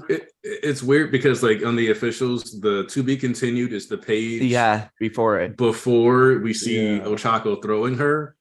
And it looks like she's pulling her with, and if you look at that page, the portal is behind them. They've been so doing it that. looks like Sue got pulled in, but I don't know if this is an issue of the page formatting or not. Nah, Hori's been doing that a lot lately. He did that with they're still on the island. You can see like the water droplets, I think. Unless no, wait. Oh. You mean the water droplets in like the panel where it's with All For One and Dobby and Hawks? I think the panel above Sue is like a flashback. That's a flashback of how she got through the portal with her. Yeah, but that's how she got in, because they showed the to be continued is with Ochako saying, "I'm not losing sight of you." And then the next page, just like, okay, but how did she get there though? Like, okay, so you threw her through the portal, and then Ochako probably made her float and do something like that, and made her come through with her. She really does look like Deku, though. Literally, the way her face can twitch. That determined face. But I feel like the portal itself is too small for Froppy to get through, especially on the last page. You see like the distance. Okay. Nah, they got through, bro. They got through. I think y'all maybe. I think y'all are overthinking it. I think they both just got through the portal. I think it was just Ochako, because I think Suyu's winding up and then she whips around and flings her in. I do think they both got through, but that is I agree that this page layout is just going to make it where we got to find out next week. Yeah, literally. I was confused when I was reading this. I'm like, oh, this feels like a bit of a rush job. We might have to redraw this. because it's confusing. Yeah, I think it's because he wanted a big panel of Uraraka, but because of like the literal amount of space he has, like it made it so that he had to split up the events in like that awkward way. But but you see a couple twice clones falling, and then immediately after that, it's Uraraka and Sue coming out. Yeah, so that's why I'm thinking that she made it. So you know how like Hori, like every now and then, like we'll get a volume note where he's like, "I was trying to stick this into the story, blah blah blah blah." I never got the chance to, or I made a mistake. I feel like this is a case where he wanted, like you said, he wanted that big Ochako panel, and then he realized, "Fuck, this format doesn't work to give us the big Ochako panel and do this panel that I want to do in reference to the anime." Because if you look at the posture that Sue has between page 14 and page 15, exact same facial positioning. Yeah, like she's in the exact same posture and everything. So it looks like he did that and was like, yeah, this is the ending I wanted. And then he's like, ah, shit, but this is also what I wanted to include. I'll just put this here and put this here because I want, like, because he like wanted to finish on this. And so like, I think if we got this in the anime, we would get a scene of like them coming through like we would see the portal starting to close. We would get the part of Sue and then her being like, Ochako, the feelings you've locked up inside. And then we get her flying through being like, I ain't losing sight of you again, not again. And then to see like everybody in the matchups that's forming. Because this does kind of suggest that it's going to be Hawks versus All for One. Yeah. Based on like her being the divider and then Dabi. The way they're looking. Yeah. Like, classic fighting screen layout. Toga's going straight for Hawks. Toga's going straight for Hawks. So Ochako's going to run into All for One. And that's why, man, there's just so many things that can happen. That's why I think he's gonna try and do like the fridging thing and be like, this is just like the comic books I used to read, but like again, he does not think about real life. Like he just doesn't. Like he thinks it's like a comic book. I have the super awesome power. I've got this. But consistently, like he's just like he keeps getting reality checks and he can't handle it. So it's one of those, like, think about this for a second. If Star and Stripe had access to even one more rule, she wins. Like she wins with just one more rule attached to her ability. Because she would have been able to keep the physicality, so she probably would have been able to like dodge Shigaraki as he was coming in, instead of having to like stand there and just try to not decay herself. Gosh, how is Bones gonna animate that though? Because her art style changes mid-fight. They're gonna love this fight. Well, that's the thing. That's part of why. You ever punch a dude with a laser created from jets? The parts of the story that were more complained about are the parts of the story that I think they're going to go harder with. And I think that's what we're going to have going forward now. Is like, if the fandom just really likes something, it's going to be fine. It's the stuff that they're worried people aren't going to like as much that they're going to elevate. Weren't the sales for Deku Black like crazy high though? But the online discourse was shaky. I think the sales for all of this stuff was fine. MHA hasn't had bad sales. All that's happened is that the longer we've gone is that some years we have higher amounts of sales and some we have lower. I don't think it's ever. Yeah, I don't think it's ever dipped below 5 million. And I see people be like, the sales are flopping. I'm like, do you actually read the numbers, or did you just read some kid tweet that out as a stupid joke? Because MHA has been top 10 selling manga in Japan since I think the first year it was out. Let me double check that though. It has I do know it has the highest debut of any Jump series to this day. Yeah, the thing it lacks is a explosion of popularity that JJK and Demon Slayer got. But I mean that. Yeah, it does. It makes up for it. It makes up for it's it worldwide really because remarkably consistent, though. Yeah, it makes up for it worldwide, and you see this with like the anime, which is still like the most watched anime of them all. Like, it's right up there with Attack on Titan. And the reason for this is like we're really big on superhero series. We're not so big on like Exorcist kind of stuff, whereas it's kind of the opposite in Japan. We've mentioned this on stream before, but like typically it's Sentai and Henshin stuff that like is the superhero type of popularity. Chainsaw Man itself is a Henshin series. MHA is not, where you don't really get transformations to like change into different forms, which is to actually get into fights. The characters just like at their base level, that's like American comics. That's how they fight. All right, since 2016, My Hero has been a top 10 selling manga series in Japan. Since the anime dropped. You guys hear me? I had a little bit of a mic issue. I just want to double check. I can hear you right now. Uh, Let's see. Very good. Thanks. Yep, I can hear you. So yeah, like, and since 2016, I just looked at 2016, 2017, both are 5 million plus. So I'm just gonna keep pulling up these sales records real quick. Just looking. Let's see. I did want to touch up on a point earlier while you do that. 6.7. So what I really appreciate is that MHA is a series about people becoming this chapter highlighted it too, but Toga was, is becoming, her best villain in that sense. And it's an actual total flip of where it's the heroes, they're becoming their best selves as well in that regard, like actual heroes.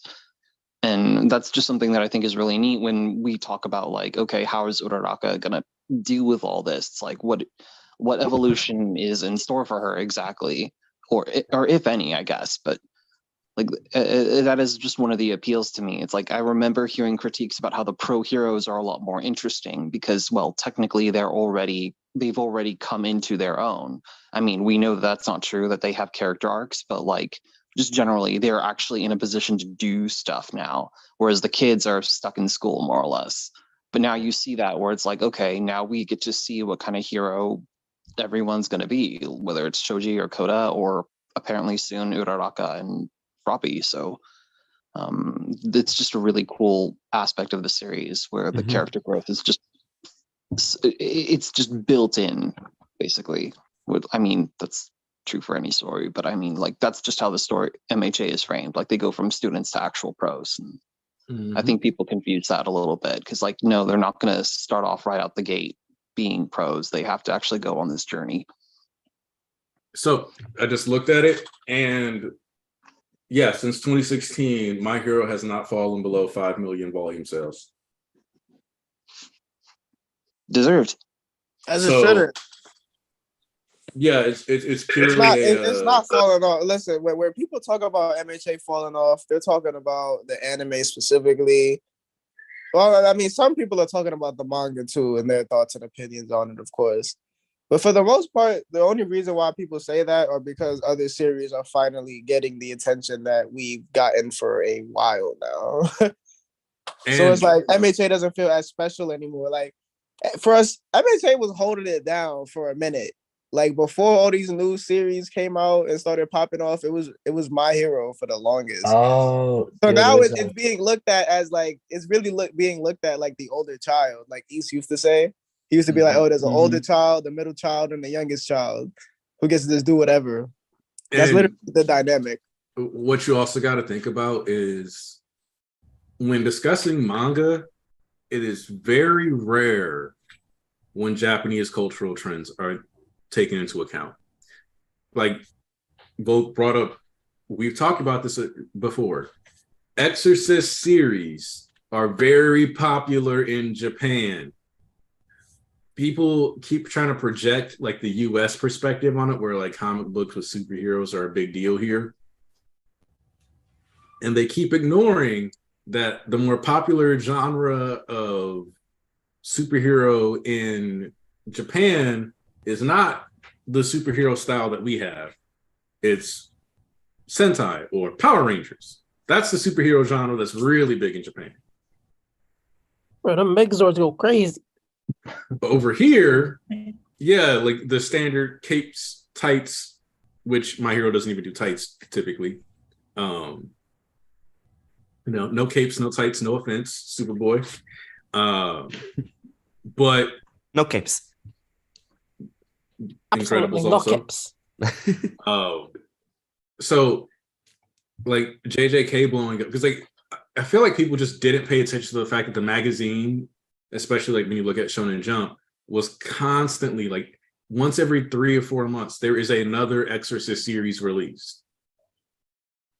Yeah, because they're constantly trying to cash in on that cultural touchstone of Exorcist series make money. It just is what it is. Like you guys have grown up watching Inuyasha, Kakaishi. I'm trying to think of some other D. Grayman. You watched Blue Exorcist. Like you saw these series pop up, and like even Soul Eater is another take on the Exorcist series. Is Yu Yu Hakusho one? Yes. I don't know. Arguably, you could say because he's a spirit detective. Mm-hmm. It's just I just want to make sure. It's got like the JJK approach where it doesn't directly go, I am an Exorcist series, but effectively you have demons popping into it. You go take them out to make sure they get out of the human world. You're exercising them. You got the spiritual energy aspects. I'm kind of burnt out. I'm burnt out on all these devils, curses. Yeah, exactly. Yeah. Like between Demon Slayer, JJK, Chainsaw Man, and just about anything else. Yeah. Like I like Exorcist series. I just want more variety. I want more like another. That's why I like My Hero. I'm like My Hero. We got villains. No, Bleach is initially an Exorcist series. Yeah. Bleach starts off as an Exorcist Shinigami series. literally means Soul Reaper, bro. Mm-hmm. Yeah. They're exorcists. Like they perform rituals that allow souls to move on to the afterlife. The initial job of a soul reaper is to be an exorcist, to purify them. The first 50 chapters are entirely different from the rest that follows. It's basically Ichiko's exorcist adventures with the girl in his closet weekly. Yeah. And then but it's true though. And then it transitions into them dealing with like higher tier stuff. And even if you think about it, the final conflict for the 1,000-year blood is war betraying exorcists. Yeah. Like these are the angels or gods, so to speak, and how they deal with exorcising spirits versus these humans who have the ability to exorcise spirits, but their exorcisms are permanent eradications. Yeah. So does this mean that technically Mob Psycho is an Exorcist series? Technically, yeah. Yeah, technically, yes. Technically. It's like it pops up all throughout. Mm-hmm. That's Shonen's bread and butter. Yep. Exorcism in general is just a really big deal because it leans into one of the older, more traditional religions of Japan, Shintoism. Yeah. Yeah. I was about to say. So spirits and magic and occult stuff that's Japanese media's bread and butter. Why do you think? Why do you think something like? Real quick? Hmm? Oh no, I was asking Aniki if I could say something real quick, but I think he's muted. This is regarding the chapter though, but like, I love how Hori really, how we started this war arc. We had the Shoto versus Dabi. We had, Dabi versus not Dabi, but Endeavor versus All for One. We had these matchups, these different battlefields, and Hori in like 30 chapters is just like completely spin that on its head. And like we were originally like, damn, are we really not about to get Dabi versus Endeavor? Are we really like, is the League of Villains really just gonna be all separated like this the entire arc, and like that's gonna be their end? So like, it's kind of cool how you just spin that shit. Mixed man, nah, he had to do that. He had to do that.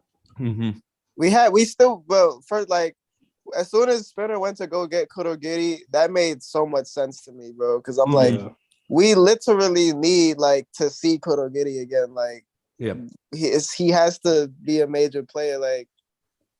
And then he changed the fields. Like this isn't the first field this is gonna happen to. This is gonna happen again and again. Mm-hmm. Because the waterfront fight is basically done. Like Gang Orca said, they kind of got it held down over there. Yep. I don't know how they could fight that normal. Horikoshi had to nerf that normal a little bit to get rid of that regen, but it's cool. Mhm. It's cool. So the water fight this is a basically question? done. So now we're just gonna be teleporting to multiple different battlefields. We're gonna get this person over here, this person over here. Like that's basically what it's gonna be. Like what Giorno said, like every chapter, this arc gets more and more interesting because this arc doesn't get to a point where it has a clear-cut vision, like it already ships. I can't even imagine the fact that we barely even touched on Aoyama's battlefield, Exactly. Sero's battlefield, and Mina's battlefield, and we know, especially in Mina's battlefield, like Maki is there. You know, like anything could really kind of go down. Like, who knows what this man got planned for those, or for those battlefields? And you know what? Like, that's crazy because when you really think about it, Horikoshi's comment on Compress coming back makes more and more sense because he's like, "Oh, Compress is going to come back." And it's like, how is he going to come back? But then you get the Kurogiri. Kurogiri. He gonna be like, "Give me a Mr. Compress. What do you want to do?" That was heat. The way he asked Toga was heat because Spinner didn't tell him directly like go here, go here, go here. Like you could say maybe like off of one little hand thing did, but the command was to save Shigaraki and everybody else. So he's just gonna teleport to all the other league members and be like, "What do you want to do? Like, where do you want to go?" Mm-hmm. Shigaraki should get the same treatment, so we might not even stay at UA, to be honest. Like, so yeah, you know what I mean? Real quick, because you mentioned Compress, now I gotta ask, y'all know the next episode? Oh, the Compress reveal, Next episode. It was in the preview. Sexy Compress. So Deku spoiled it in the preview. He was like, "Oh, somebody else gets a reveal next week." We know that we know we got Compress coming next week. But my big question for you guys, because you know Hori loves to do this during the anime seasons. Yeah, the pair stuff up. Because I was talking to my fiance, so she's got a cold, so I wanted to make sure she was doing all right. Is she? She's got a cold, but she's sitting in the shower steaming. Do you guys expect, and maybe you guys were talking about this because I didn't get to catch all of it. We're getting Compress content next week. Then. We should be. So. We should be. So I think Kurogiri's gonna go ask him what he wants to do because he's a part of the league, and Kurogiri. Do we know where he's at? He's probably in like a hospital type prison cell where he's being operated on. I don't even think we got to worry about that, honestly. Like, Skeptic got that satellite in the sky. He could see everything. That's how Davi went to go to Endeavor, because Skeptic knew where he was. Yeah. Honestly, man probably hacked the prison systems already and figured out where Compress is being stored, because they knew where Makia was. Yeah. Which, that was another thing that the map showed me. Makia is not far from the Gunga Villa ruins. He's not. He's really not. All for One could go get him if he wanted to. You could pull up and be like, listen, or they can create like a portal inside the room, and All for One just walks in and like, yo, Makia, wake up, bro. Bro, imagine if he's not even there anymore, for real. He's already taking, and they're all fighting for nothing. And they don't know. Damn, that'd be wild. Also, I still say that Shinso. For them to not save, like, because people might be like, okay, well, if Kurogiri's back, how does every villain not come back? Well, he's only gonna go get the core league members. I'm pretty sure for the most part, or people he's interacted with. So Compress isn't like too far fetched. Like he's interacted with Compress. Like he's gonna go get Compress. Whoever Shigaraki gives a fuck about. That's but he's not. But he's not gonna go out of his way to maybe get somebody like Trumpet for some reason. Like or Muscular.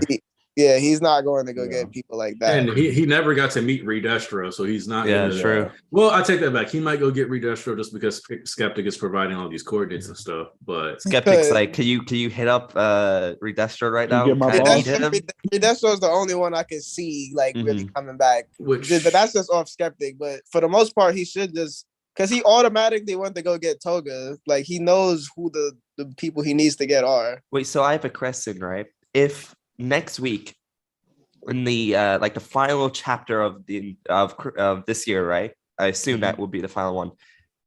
Would you be opposed to if Compress shows up in the anime and shows up in the manga? We get a Nagant teaser in the manga, at least like a panel of her. Because I know a lot of people are disagreeing, saying she's blown up on the inside. She probably won't come back. She's still alive, but you won't see anything of her. I don't think Hori will keep her alive to never bring her back.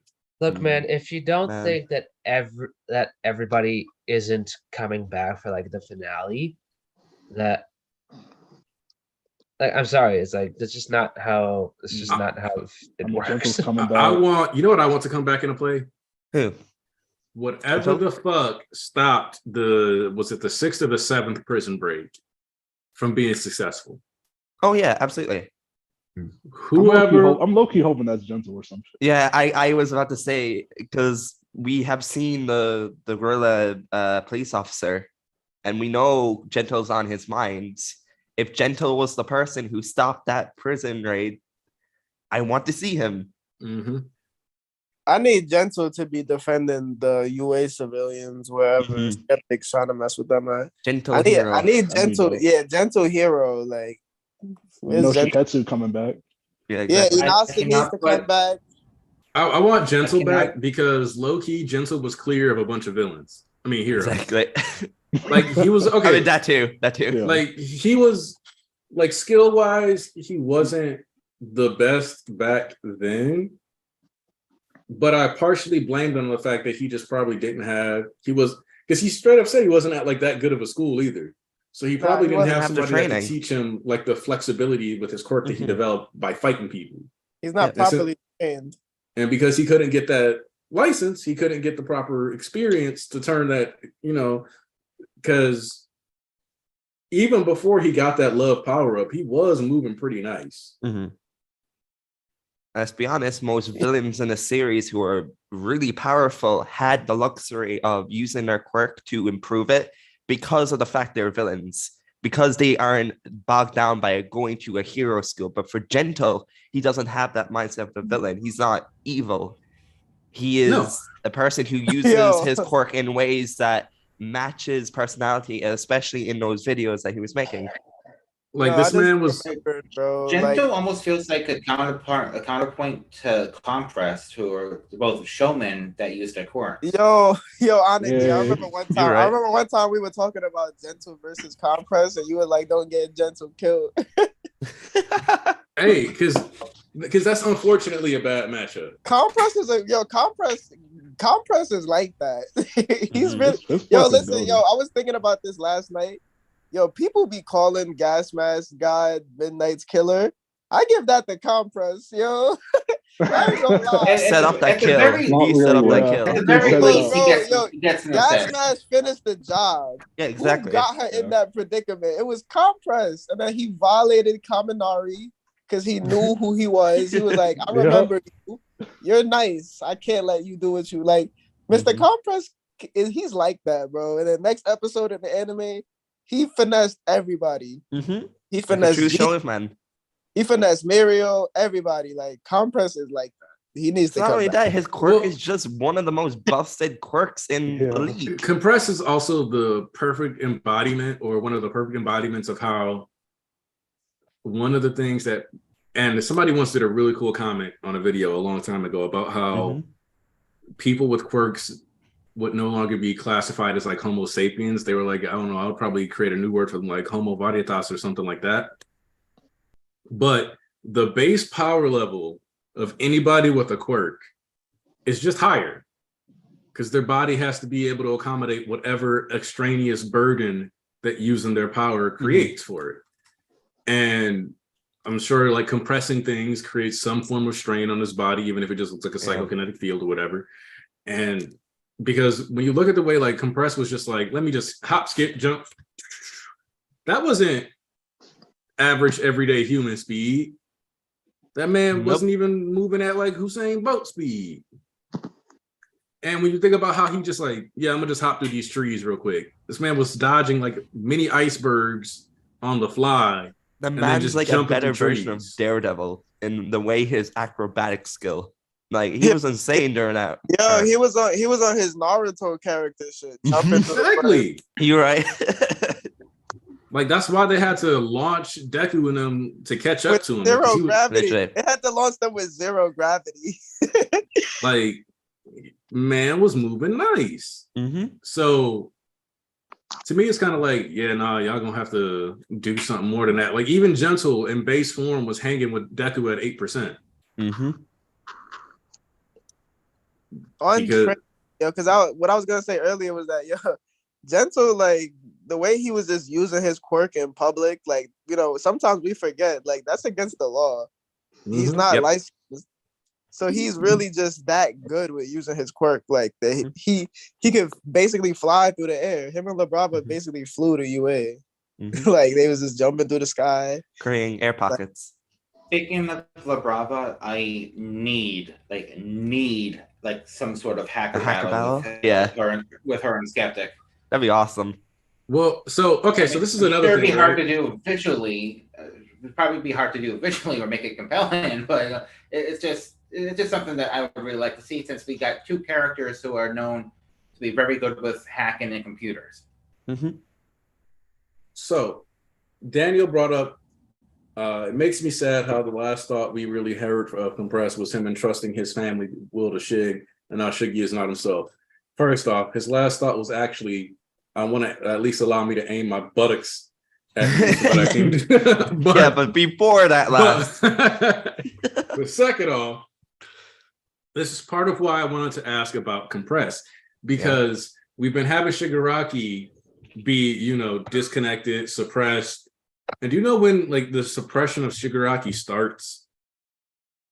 After the death of Twice.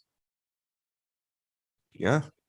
Like if you think about this, like narratively, we lose Twice and we start getting Shigaraki suppressed. Slowly throughout that battle, he is being drawn into All for One's grasp. And in fact, overtaken. Let me make sure you bringing out the manga volume collection? No, I'm never afraid to grab the volumes up the shelf. Exactly. Let's see. Twice is he must read, y'all. He brought the receipts. Yo, bro, Shigaraki can see Twice again right now. Exactly. So, yeah, because Shigaraki wakes up,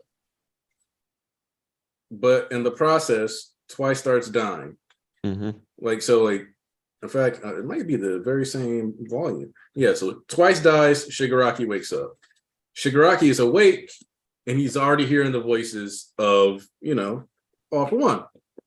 So you scroll through. Oh, what was that chart? Oh, I messed up mentoring people. But anyway, you got Dobby basically being like, I don't care about the league. And once people start bucking the league, Shigaraki slowly starts to lose himself. And now what we have is a juncture in the story where everybody has dedicated themselves to Shigaraki.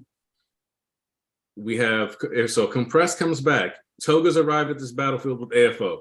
We potentially pull Shigaraki, who's currently getting his ass beat, to the same battlefield at Gunga Villa, just to save him, get him out there, let him take less damage, whatever the case may be. Because All for One was like, oh, I can go to them, but instead he might opt to bring, Shigaraki to him.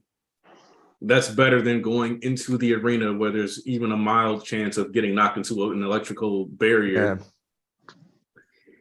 Factor all this in, and the return of Shigaraki will likely coincide with all these members being in the same spot.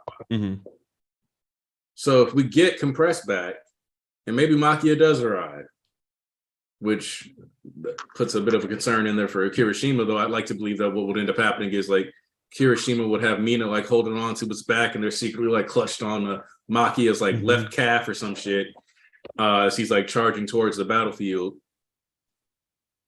once all those members of the league, and then we get Spinner teleported back over there, that's when I think we get the return of Shigaraki. So I agree. I'm not too concerned with the idea of Shiggy not being himself right now yet, because in turn, we have also set up for his true revival and coming back. And I knew what you meant, Daniel. I was just teasing you. Don't worry. It was just too good of a chance to pass up. Wait, Sonic. At least like bro, he was wild for that. But like I said, if you're gonna beat my ass, at least let me shit on you. What's up, Juno? I was about to ask Hanaki, does he think we're gonna have everyone kind of converge at Gunga? So I originally kind of thought, okay, maybe we'll have a convergence at Camino, just because that, bring that to the same like battlefield that we finished the first act in. But now having everything converge towards like Gunga Villa, or having it all, like, I think having everybody get to one spot is ultimately where things need to be. Mm-hmm. And since Sue is still alive, and Ida and Shoto were paired, and we can have Ida and Shoto, because like I can't imagine a world in which Ida and Shoto know Dabi is headed for Endeavor, and they don't follow. Yeah, even if Ida has to run there, I don't see them not following along. Mm-hmm. And one of the things that I think would be kind of cool is if like Ida finally added some high tier roller skates to his kit. He pulls a go-go. Just tell me that's not a missed opportunity. No, it is. It is, absolutely. So let him pull up like he's the Sky King and get them high speed rollerblades on. Get to Gunga. And then have Bakugo and like Bakugo finally get active, because I don't mind Bakugo coming back. I've been very clear about that. Yeah, you guys remember when we first had that death chapter, I said there was some stuff about it that I really didn't like. Mm-hmm. So everybody knows, like all the way from back then, I was like, team, let's bring him back. Let's not have it in that way, because that's just unfulfilling narratively for me, because something can be unfulfilling. A character not being fulfilled and the narrative not being fulfilled are two different things. I think that's something that some people kind of missed out on. Manga. Wait, what did you say, Seth? I'm down to let Horikoshi just write his own manga. Like, I don't like backseat writing. Like, I don't. Yeah, it is what it is. But I honestly, like, if Bakugo does start fighting again, I would rather, like, okay, if we're really gonna go to this whole everybody's going to a different battlefield thing, I still need him, like, you know what I'm saying, to do a little something if he's gonna come back to life. You want the 6 man to be a little late. Yeah, so put him somewhere else. You know what I mean? Put him. I fully expect him to get back up and fight. If he is gonna fight again, like, don't let it be at UA with Deku against Shigaraki. Let him fight somewhere else. I'll take that. If Horikoshi brings back Bakugo and he fights, I would love if Hori shows the process of him like struggling to fight, and then he's slowly getting into his form. Because if he just gets up and just fights without like wincing or without like clutching his chest, that would be kind of a lame thing. But I don't mind, like you said, Bakugo coming back. I just want to see there being some consequences to that. I want him to basically have like an artificial thing over his chest, because we've had that X over his chest. Yeah, the entire X marks the spot. Like Iron Man. Yeah.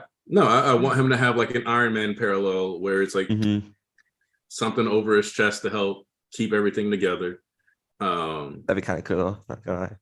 That's because to me, there's a reason why he's got an X over his chest now. Shoto's move forms an X over his chest. Like, it almost seems like inevitable. Oh, Terrence Bernard. Oh, Terrence. Would be a surprise return for y'all on the hero side. Somebody from Shiketsu, a retired hero from like Death Arms or Crawler. I really want the Crawler. I don't care me too. That there's a bunch of people who hate the Crawler. Same. Sky Crawler. I want to see Koichi. I do. Like, I need him gone. Hate vigilantes, but I love Koichi as a character, and I love the way he was at the end of Vigilante. He would be a great addition. So they need this him. war.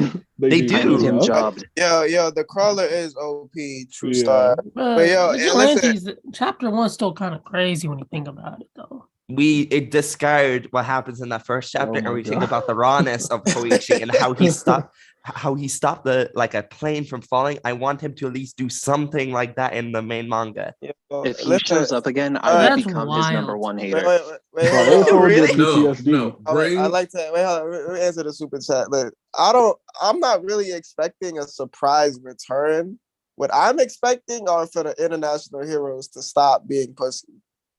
Because because we saw the news reporter girl even in this chapter. She was at the end of this chapter, under the little thing of all the characters. Yeah. So as she said, this storm is going to affect the US too. And we just saw the US recently, when Bakugo was coming back to life, when Edshot did his thing, it was in the same chapter. It was in the same chapter we saw the US. I need some international heroes to pull up. We need help. Endeavor's about to die. We need help, bro. We need help. That was really artful framing. In fact, you know what I want Koichi to come up and do? I want him and Captain Celebrity to come from across the ocean. I want them flying with their powers, because Koichi can now be like, let me just Iron Man my way over. And I want them to catch Yue.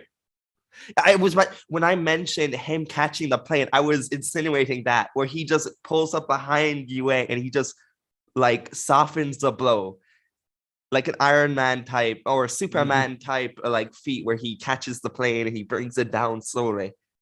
There's something like that. Give us them making the landing a little less messy, and then getting out of Dodge. A repeat of the Sky Egg arc. Because my thing with this is that ultimately, despite how people feel about Skycrawler, he deserves to at least get to pop a cap in AFO's ass. Exactly. Well, AFO does not want to see him.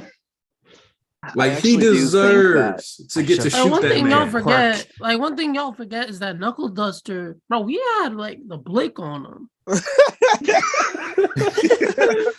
Speaking of Knuckle Duster, they end Vigilantes with Knuckle Duster in action. We haven't seen him yet as well. The state All For One is in right now. If he sees Skycrawler, he might start doing his own little dance, because he's in a perfect position to fuck people up right now. That's why I need him to not be where the action is, because you know what I'm saying? In the chapter where he rewinded, the first thing he did was take somebody quirk. Yep. He was like, let me just take this. For no reason. He didn't even use it. For no reason, he don't even know what the quirk was. He's on demon timing, bro. He's just disabling people right now. Man, I just want to see in Gunga, where you see all the Twice clones and you see Dobby, and then the crawler just appears over and does a shooty go blam blam and it destroys some Twice clones. Nah, if he I'm not gonna lie. Listen. Oh, absolutely. I just want to mention that. Koichi is not whooping All For One's ass right now. Now? Oh no! Look, I'm after an Avengers Assemble. I'm talking in-game levels. Ibabe. I'm on some bring me my collaborative people, because I've said this before and I'll say it again. The My Hero canon, there's the My Hero Academia manga, and then there's My Hero Academia verse. And he won't you. Something can be canon to the My Hero verse without being referenced in the manga. But the fact that we ended Vigilantes that early for a reason. I feel like we could have kept going. I feel like we didn't have to do this final conflict with 6 that early. So the hard way. This man. If we can get a convergence, because you got Soga, who I think would have been a great hero. So if you can pull a scene where you got Soga with his claws, and you got Pop Step pulling up, and you got Knuckle Duster wearing a cybernetic leg pulling to the battlefield, and you got the crawler landing next to them, and he's like, Naruto. The choice is yours. Add in some maybe some of the people add in Gentle So you got like a bit of the villain side, you got the vigilantes, and you got the heroes all converging to take them on. Oh, come on now. You telling me that's not a gas pack? It would be that would be gas. gas. Like that would be heat. Like, you know, but Rhodey flying all the Rhodey can fly a Cessna. Let's do it. Bro, Rhodey flew that plane. Yeah, that'd be hype. No, I would go Rhodey flying a jet designed by Melissa Shields. Let's do it. Oh my, yes, please. Then have the girls and what's his name? The boy. Maharu and Katsuma. Have Katsuma pull up and heal Bakugo. Let that be the finishing touch. Let all the movie haters just see and whine. Bring it all together. I want to do with the Magneto mask upon the church. Oh my God, Wolfram just pulls up. He's like, I got buff in prison. I'm back. I left for a second. What are y'all talking about? It got wild. We talk about some movie characters and Koichi coming into the fray with Knuckle Duster. Oh, Avengers type of thing. Yeah, Avengers type. Yeah, exactly. Have you guys seen the meme of like everybody coming in through the portals? There's like literally every character in pop culture in this super long head. No, that's what I want. Hey, if Coffee would just have to take that. If Coffee taking a fat L means the entirety of the MHA verse converges to stomp the shit out of AFO, oh my God. I am here for it. Okay, look, I'll believe anything will happen if we see the Class 2A kids again. All right. I got you. If they show up, it's like, okay, fine. Everything is on the table. Imagine the Cloud girl, because she had those like Cloud earrings from 2A, has some kind of teleportation quirk. Oh my God. That'd be insane. Hey, if Chimera pulls up, because if Chimera pulled up, so imagine the Chimera and whatever the chick with the hair's name was, whatever Mummy's name was, Slice. Yeah, Slice. Yeah, Slice. If they pulled up, they'd be pulling up to stop Shigaraki because he killed 9. Yeah, exactly. They'd be like, I hate all you kids, but I need to. On the League of Villains. They were like, I hate you kids. I hate that Tokoyami guy that destroyed my hair with Mina, but she I am fucking this guy up. That's her dumbass fault. Yo, Slice was kind of bad though. I ain't gonna lie. No, you're right. It was a little bad, but let me stop. But listen, Shigaraki killed 9 because he thought he was more than just a pawn. I know. And on top of that, no. Crust gotta stay dead. 9 got his own crew. Damn, what's this Crust? Yo, listen, wait, don't we have that new fake ass Crust? You know what's crazy? Oh, he probably his brother or something. Yeah. How much y'all want to bet Crust Coffin is also crusty like him? Dog. Oh my God! Don't slander Crust. Bruh, nah, bruh. He like the worst part of the pizza, dog. I gotta slander him. Oh my God. You're right, though. You're right. Yeah, Crust is not the worst part of the pizza. Like, what's the worst part? What's the worst part? There is no worst part. Oh. Okay. Bro, the worst part of the pizza is whatever ingredient is like the worst. Like if you get, for example, there's this place that really you should only be buying pizza from until if it's like 2 a.m. and you're drunk. Those Caesars? Yeah, I was thinking Pizza Shuttle. We got some chicken pizza from them one day. Bro, how your chicken on the pizza dry? Pizza Shuttle. Yeah. That sounds like a whack ass place. Wait, they put dry chicken on the pizza? They know what their market is though, because they're one of those pizza places that does like everything, right? Like you can order catfish from them. You can get cheeseburgers, you can get cheese fries, you can get pizza, you can get mashed potatoes is on their menu because you can get like dinners and stuff. But because their menu is so expansive, if it's on their menu, you can put it on pizza. Oh. And that's how back in the day my girl would randomly like order fucking she would order French fry pizza. French fry pizza. So I would come over. No, the catfish is terrible, by the way. So I would come over and I'd be like, baby, what's this? And she's like, French fry pizza. And I'm like, you gonna eat these leftovers? And she's like, What? no. Why don't you just separate them? Like that's what you do.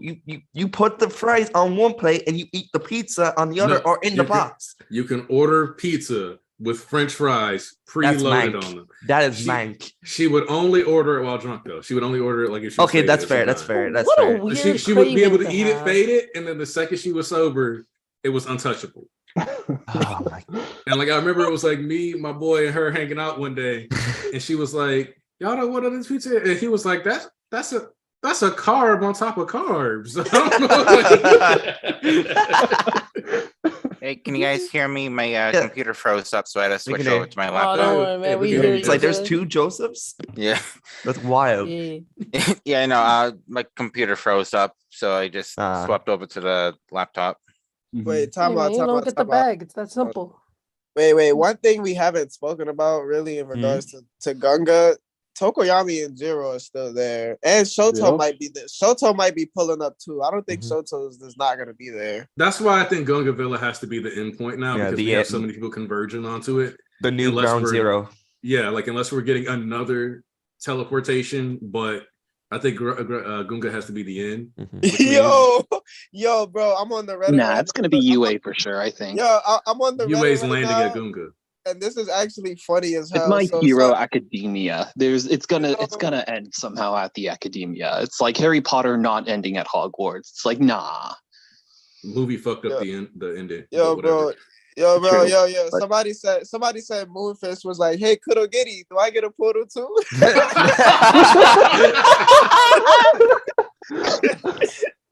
Hey, wait, I forgot about Moonfish. Wait, Seth, I have a question. I was a part of the league, right? Kurogiri, and Kurogiri just left. Would you be opposed to if you have the best of both worlds, right? With UA and Gunga, where Kurogiri opens a portal so big he brings in UA and it's a meteor just hitting into everyone. That is entirely. That's like some Age of Ultron type plot. Nobody want to see that. Everybody died. That is like falling to the planet, going to destroy everything type of. Absolutely. Koichi is gonna be there. Yeah, and he's gonna catch the falling UA and send everyone there. Exactly. What is he? Okay, he's carrying UA. Where are you gonna land? Yo, Moonfish got hold, yo. He got bodied off screen. Bro, he was one of the OG league members. He couldn't get his own point. Yo, because Moonfish would have been like, yo, bring me to that little bird head nigga who fucked me up from last time. Meanwhile, Mustard's still sitting in juvie. Yeah, Mustard probably out at this point. Nah, he pulled up with. Look, pistols were already illegal, but you combine pulling up with a Ruger and you committing war crimes and felonies. I don't think you are getting out anytime soon. You getting tried as an adult, G. Listen, bro, it's free mustard till I die, okay? Free mustard. I prefer ketchup, not mustard. Did you miss this when is we were talking why about how you're mustard gonna was die like, alone. I agree, Thomas. Did you miss the mustard is 100% a Nazi discussion? Oh, from last week? No, I was talking to Squid. Oh, no, I didn't hear that one. So what was that all about? So think his about quirk this for a second. is war crimes. Yeah. His quirk is mustard gas. Yeah. He was wearing one of the traditional like World War II gas masks. Yeah.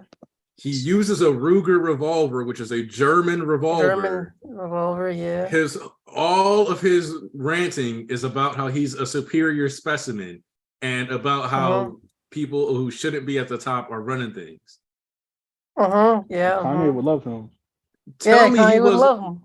Tell me that wasn't a Nazi. Oh no. He like no, bro. He a Nazi, but for quirks. I get it. I bet he like goes on. Yeah, he probably listens to every Kanye interview and be like, "Hey, yo, man, he's spitting." That's crazy, though. Yeah.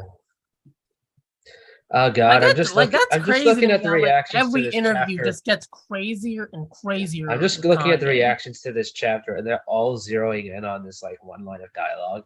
Oh yeah, I just saw you tweet about this. I'm so astonished that they all think that Oshako is literally trying to sit Toga down and actually talk about romance. It's like she's trying What do you to think get of Deku? Like he's trying to so get her to cute. stop. It's amazing to me how this is one of those things that I've said before, that people operate in bad faith. And somebody tried to be like, I don't think you know what bad faith means. And I was like, no, because there's two definitions. And I think people only argue there's deceiving others and deceiving yourself. Mm-hmm. And if you are zeroing in on Ochako trying to like get Toga to just sit down and stop killing people to have a conversation. Problem though, it's like every time it's like nobody it's self-deception between the fucking lines. This is why we have to bring back book Toru, reports. this happens with everything else. It's like it happens with every fucking step in the story. Even people like I talk to who should know this just take it at face value. It's like, why is he doing this? I'm like, did you fucking think ahead just for like 2 seconds? Please. It's not even like a question of like, oh, well, you're trying to defend something. No, like literally, you should understand that not everything is literal, meant to be taken literally. Let's see. They forget her whole character arc too. People are confused about the thing with the Culture Fest for so long, and he had to come out and say, no, that was just an exaggeration. I thought you guys knew that. My bad. It's not literal. All right, so Terrence Bernard coming through with the super chat. Y'all think Trigger is going to come to the forefront? I think so. I really want it to come back. If Trigger comes to the forefront and we finally get some utilization of Trigger, because, you know, it's largely been outlawed. They're doing a good job busting it up. We spent some time on breaking up those supply lines for Trigger during Vigilantes. Yep. But we also had that anime episode where somebody was trying to smuggle some more. We of also it had in, the movie, which was connected. We're trying to smuggle more of it in. We actually had 2 episodes, I think, that dealt with like Trigger, and well, depends on what you think about the Squid Boys, but I think they were trying to move some stuff too. But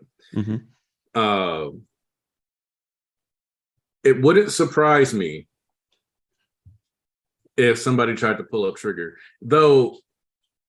I think Trigger in the long term is going to end up being more of a problem on the hero side than the villain side. Yeah, because like if we move 10-15 years in the future, I think we're going to have a lot more young villains with powerful quirks and old heads triggering to keep up. Yeah, to keep up, yeah.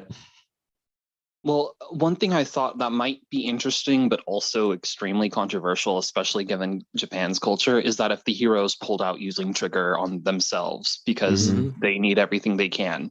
I mean, but at the other side of that, it's like socially, I don't think Horikoshi could ever do that. Like that's kind of, I mean, yeah, that's much. Like, nah, he's probably not going to have his heroes dope up or whatever just to get an edge in this. I don't see it, but I admit I would find that at least interesting. It wouldn't surprise me. All for One had access to some. Listen, bro, mass murder is bad and all, but you know, you really shouldn't take steroids. Mass murder is terrible. Yeah, honestly. Hey. Yeah, Aniki. What's up? Yeah, so you said you've been on the Reddit, right? Yeah. So have you seen that they really hate Toga on the Reddit? Yeah. Like they think that nothing she does makes any sense. So one of the things that I've realized about the Reddit, and I had like an argument with a guy before, I was like, nah, you guys aren't Japanese, so no Japanese cultural context ever gets factored into the writing of this show in discourse. And I've had people get mad at me for saying like you need to factor in a bit more of the cultural context, like to the extent where I've had somebody be like, you guys you don't know what you're talking. I'm like, yes, I do. I actually put in the effort to at least try to understand the Japanese perspective on this. You guys are just like, well, based on how I see things and how I've lived my life, not in Japan, it's like at least try to learn about what's going on in Japan and why they feel this way or why the writing would be this way. And like, as I'm breaking, it's like, well, if I have to research all this stuff, then it's badly written. And I'm like, it's not badly written, and you don't technically need to research it, because if you're an average citizen in Japan who encounters this, it's probably come up in your classes at some point, just as a part of contemporary history or Japanese history. Like, but also, an author being more researched on a subject than you and including that into their writing is good writing, being nuanced, having a layer to it. You're reminding me of a tweet somebody said, like, oh, Gege literally interviews. I knew exactly. This is why I have high hopes for it. My standards are so high. Every mangaka has done this. Like they all do it. Like that's called researching. That's an important part of being an author. Have you not read anything? It's amazing how people during Pro Hero Arc, there was a break, and the notes and from the editor straight up said Horikoshi is taking a research break. Mm-hmm. I'm doing the research. Didn't the Dr. Stone mangaka also do that? He took a massive break from the manga. If Tarnish is here, he can probably tell me if I'm just like what, like shy. a break before the last stretch? No, as in like a break to research. Oh yeah, they always do that. Mm-hmm. So it's like that's not Horikoshi has done that a few times. Yeah. I remember Horikoshi, like one of his author notes was that he ordered this like electric knife to see a cutting knife, right? Yeah, to see how like the vibration that Jiro did on Hawks' sword would like function. Yeah, but it arrived too late. But like he ordered one specifically to research how it works and like what it would look like. But like he never got a chance though. Yeah, it just arrived too late. But that was so cool. But at least he got a new knife out of it, I guess. Like, so it's like this isn't new or unique. This is just the first time you've paid enough attention and given an author credit for the research they put in. Didn't Arakawa, who's the mangaka of Fullmetal Alchemist, interview war victims and people who actually, the soldiers, to get their perspective, their point of view, to properly portray the act of war and like the consequences of it on people? Like I've heard that. I have heard that. Like that's just something you have to do in order not to be insensitive. Like didn't he interview because I know Japan did like a bunch of like imperializing of like the Ainu communities. But were those the war victims that she like interviewed? I believe so. Japan has like a bunch of like war crimes in like various areas. So like I just wanted to know if that was the one. Yeah. Like you can have high hopes for the manga because of this. Like no one will tell you otherwise. But to say to imply that that's like something entirely unique to Gege, that's absurd. Well, you see, this is kind of okay. So this is also like making me kind of this brief moment. I want to circle back to the anime conversation we had. Yeah. If Mappa did MHA, it would be trending every week. It does trend every week. It does. But it would trend half the time due to the labor conditions. Nah, no one's talking about it. Like Dobby was still trending this morning. Yeah, the leaker mentioned that. Like, what are we doing here? My Hero Academia basically trends from Saturday through Sunday now every single week. The big difference would be if Mappa animated My Hero is like all those jokes and memes of like the animators trying to escape to see the families would include scenes and images from My Hero. Oh my god! So you said that, and I just realized that Shigaraki's speech would get layered over with "You animators hurt your families." To please the audiences. Oh my god! I'm gonna be honest. Project in the works for that. I'm gonna be honest about the Mappa taking over My Hero, and sorry if I cut out a few times. My mic is awful. Like My Hero has a specific style because of Bones that people fell in love with. If Mappa did like My Hero in her own way from the start to finish, it wouldn't have the same emotional. It wouldn't have the same emotional impact that Bones has. Because like, let's be honest, the first episode and the second episode would have been combined into one, and it would have been a very messy like like adaptation of it because the pacing would be off. It'd be just Chainsaw Man pacing, essentially, and it doesn't let the emotion sink in. I feel At least that. that's to me. Yo, somebody said that like when all the portals started opening up in the chapter, Endeavor was looking at the portal and he was hoping to see just any hero come through, any type of backup to come help him. Mhm. And then he saw Gravity. And then he was like, Bro. He's like, bruh, he thought he was getting some backup. you trying to get some heat, and then Uraraka came Yo, in. bro, and then, No, I do love the memes. Yo, and he saw Uraraka, and then he saw like a little hint of green, and he was like, Deku, yes! And then he came through the portal. Damn it, no! I'm gonna be real with you. While it is slanderous, it's a bit reasonable to be like, Yeah. damn, I was really hoping it was Deku.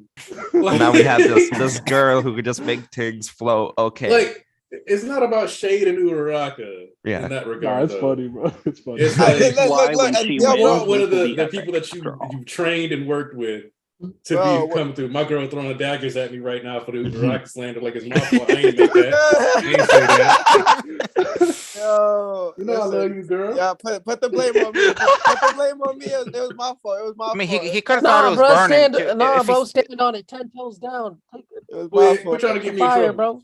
No, but like if he Listen. saw green, he could have thought it was Nah, bro, burning stand hair. down, 10 toes. Listen. Nah, I'm just saying that because listen, when you missing an arm and you overheating and and Hawks is missing wings and All For One is back in his prime, you just want some backup. You want some, his son might be coming, but then that's gonna make him even more depressed. He's gonna be like, I'm about to die in front of my son. Hey, we got to complete that cycle. His dad died in front of him. Yo, He got that's dying. crazy. Mhm. That's a Endeavor fact. dying in front of Shoto because he couldn't be super enough is exactly the same. Yo, what if Endeavor dies protecting Ochako? I was about to say that. I was gonna wait until you stopped to say He's that, gonna live. and then you Never have like go. exact same panel of Shoto just staring at like Endeavor's just destroyed body. Like, man, that would hurt. Yo, I am pushing the no one dies agenda. No, listen. If Shoto's not here for whatever happens with Dabi and Endeavor, Yeah, that's an L on Shoto. yeah. Right? That's an L on him. He wasn't there fast enough. Damn, yo, Only I bro. was fast enough. I really like the convergence, though. I have to say, like, this is like I was kind of disappointed that Uraraka didn't get a lot of time on the island. It's like, come on, Horikoshi. But then it's like, oh no, we're just gonna have her show up with Exactly on the same field as All For One. It's like, oh, okay, I should have just let you cooked. Because I don't blame people for not liking how like Toga came out. You saw the Twice clones, and people are like, oh, but what happened with Uraraka? We should have seen it. But I'm like, just wait until the next chapter, and a lot of stuff will be more clear. And it was, but I don't blame people for being upset. Yeah. No, I mean, she didn't even fight Toga alone. They said they had Exactly. like, groups of 4 heroes like attacking Toga at once so that she couldn't do that shit and just escape. Yo, they was jumping her, yo. Yeah, they really were. 1v1. Here's my thing with this too, right? Mm-hmm. Next chapter is potentially the last chapter of the year. In fact, it probably will be. So we're probably not going to have to worry about doing a stream on Christmas Day unless everybody's like, yeah, let's do a Christmas Day stream on it. I got a lot I want to say about this past year in MHA. Let's do it. Nah, sorry. But I don't see that happening. Mhm. It's Christmas Day.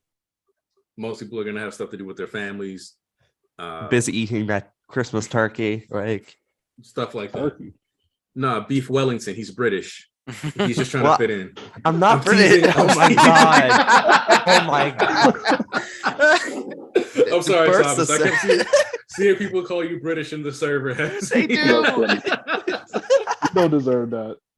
I don't. Bro, if you call Thomas British, that's basically like a racial slur to him, dog. That is. We continue. You labeling in the same like ethnicity as in the oppressors of the Irish. That's wild. But no. Thomas isn't British. He's a potato muncher. Yes, I am. That's wild. Oh, that's. I'm not a great. crumpet muncher. I'm a potato muncher. You know what? At least you ain't British, and that's one thing you can celebrate. True that. Oh my God! Not always sitting to you with the Endit Thomas. Oh, did he? All right. Oh, But the reason why I brought this up though is that the Mhm. next chapter is realistically either going to be a crazy ass setup cliffhanger or some kind of thing is happening next chapter that's going to leave us going into 2022 2023 like Listen. what? Y'all see the paneling on the last page? All I'm saying is Endeavor is looking up to Dobby Mm-hmm. on the paneling. He looking up to Dobby like Kanye looks up to Hitler. That's crazy. Oh my God. I'm not gonna do it. I'm not gonna do it to myself.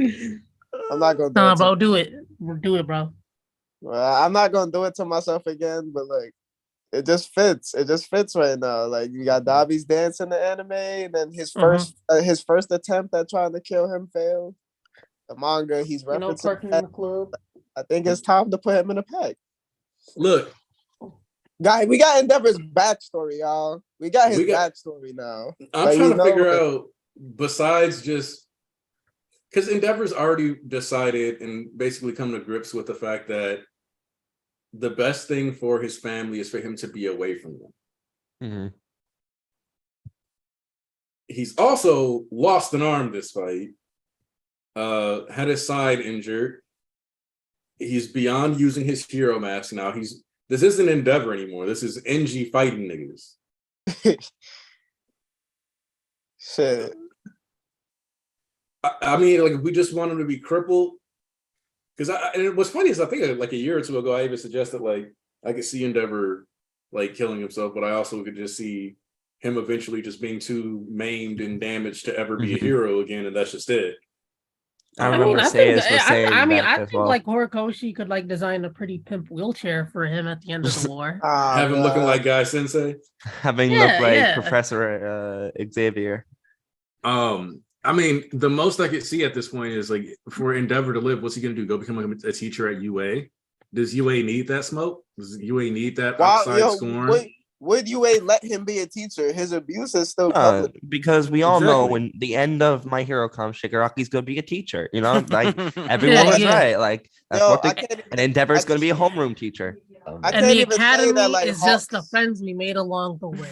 Yes. I can't even say that Hawks is gonna say. And this will truly be My Hero Academia. Hold on, Voltron. People are convinced it's going to end this way because they take the extreme reactions they see off Twitter. Yeah, maybe they like loosely flip through chapters and they don't really absorb what the story is saying. What it's actually telling them. So they're like, it's just gonna be like that hunky dory happy ending where everybody turns good again. No. Look, hold on. This is something I saw on the Reddit that I thought was hilarious. I didn't watch too much. Hold on. Hold on. What are you about to say? There was a thread online on Reddit that was posted that was like, do you think Deku's arms is going to be unusable? And I was like, this was a fair question. I'm not gonna I'm not cooking that person. But I saw somebody in the comments on that thread be like, I don't think so because Hori isn't really a fan of injuring his characters. Excuse me.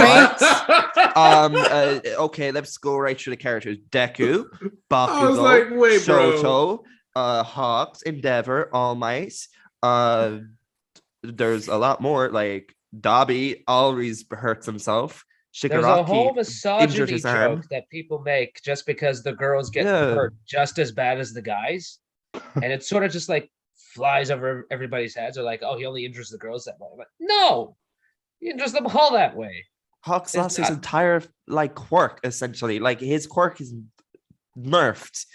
But no, like Horikoshi doesn't injure his characters. Yes, of course. I think Marco only has one original limb left now, or that might be gone as well. So yeah, exactly. And Aizawa has like a fake leg, and like, what his eye is gone too. Yeah, it's like Aizawa's right there. He's proof. But they're not really in My Hero Academia. They're in my normal person civilian college. That's the thing that kind of confuses. Listen, bro, they just reading my community college, bro. It's that simple. Literally. I'm like, did you miss? I was like, did you just not watch any episodes this season? Did you not? No. I know what they actually reading. They reading the South Korean My Residential School. That's that's the real one. Like people complaining about this dialogue though. It's like, what was the latest episode about? The latest episode started with Ochako and Toga talking about, romance and stuff. So, bro, it's I think you're expecting too much. You're expecting them to read, bro. Some people just look at the images and the panels and the words and just like go to the next one. Yeah, actually, that's a great point that Cameron Bailey brought up, which is that like the first season of MHA, it was like, oh look, everybody's okay, like yeah, like they're like, oh my, don't do that again, Bakugo. That kills people. My bad. Fine. Fast forward to the attack on USJ. Let me just break every bone in Aizawa's body and then confirm that his orbital flooring has damage in his eyes.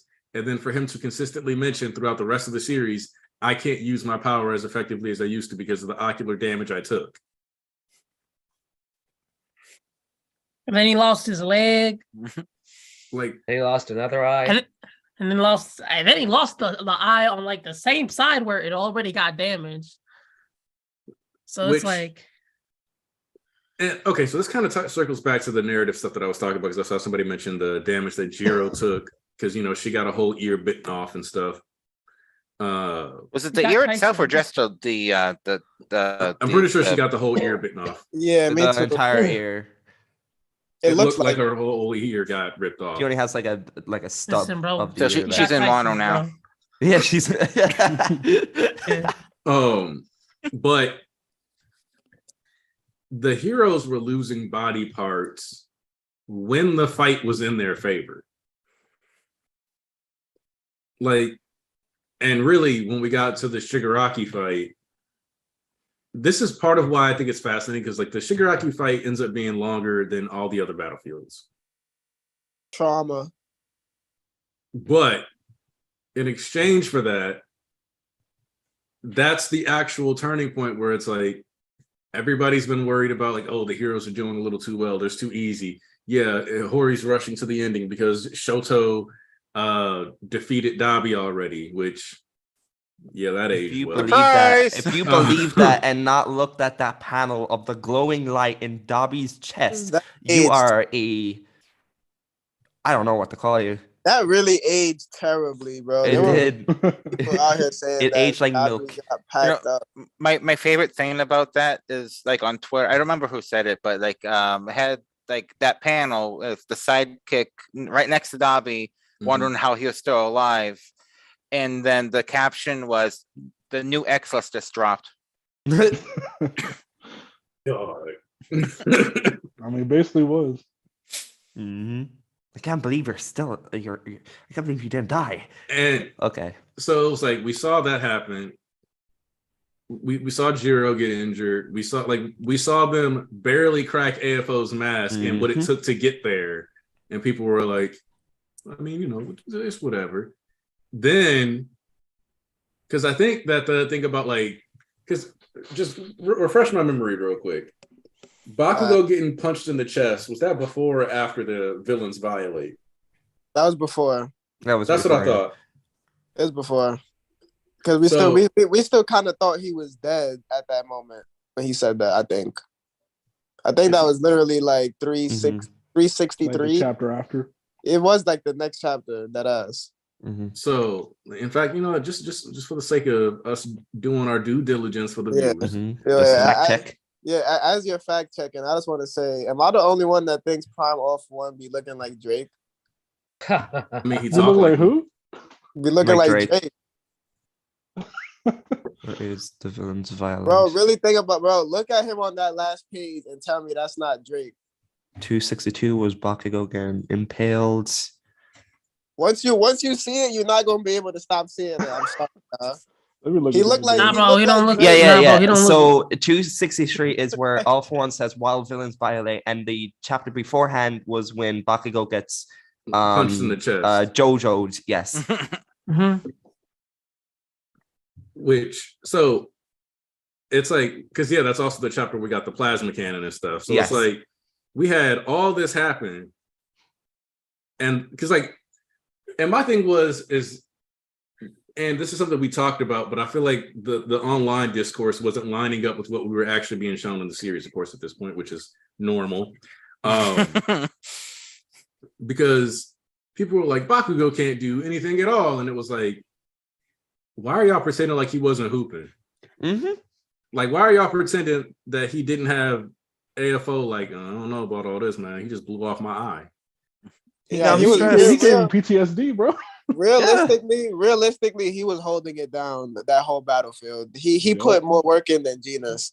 Mm-hmm. Bakugo put the fear of God into him because he also moved I ain't gonna fast. lie. I ain't gonna lie. The anime spoiling Genis last episode did not piss me off at all. I didn't care. I agree. I agree. It didn't annoy me. Because honestly, bro, the voice would have gave it away, or they would have had to redo the whole scene, and they already skipped over where that was supposed to be anyway. Yeah. The last you're gonna have people who forget that's Genis's voice, but you also have people who, because his voice is really just recognizable. Yeah, what's up? For people like me and anybody who read Vigilantes, we saw those carbon fiber cables and was like, oh, that's Genis. The MHA anime fans don't have that option. So all they needed to worry about was keeping that in line and then giving them a when will Genis arrive thing. Yeah. Which or some of them, they kept that in their back of their minds. They didn't know it was going to be it was before the chocolate stuff too. Yeah. I remember like with the custodian's reaction, like it's like they deduce, like a lot of people, they deduced that Dabi was Toya a long time ago. So for them, like they got more of an actual shock from Genis showing up in the beginning than like Toya revealing himself. But like they still really loved the episode and like the entire speech that he did before he jumped down to do the prominence burn.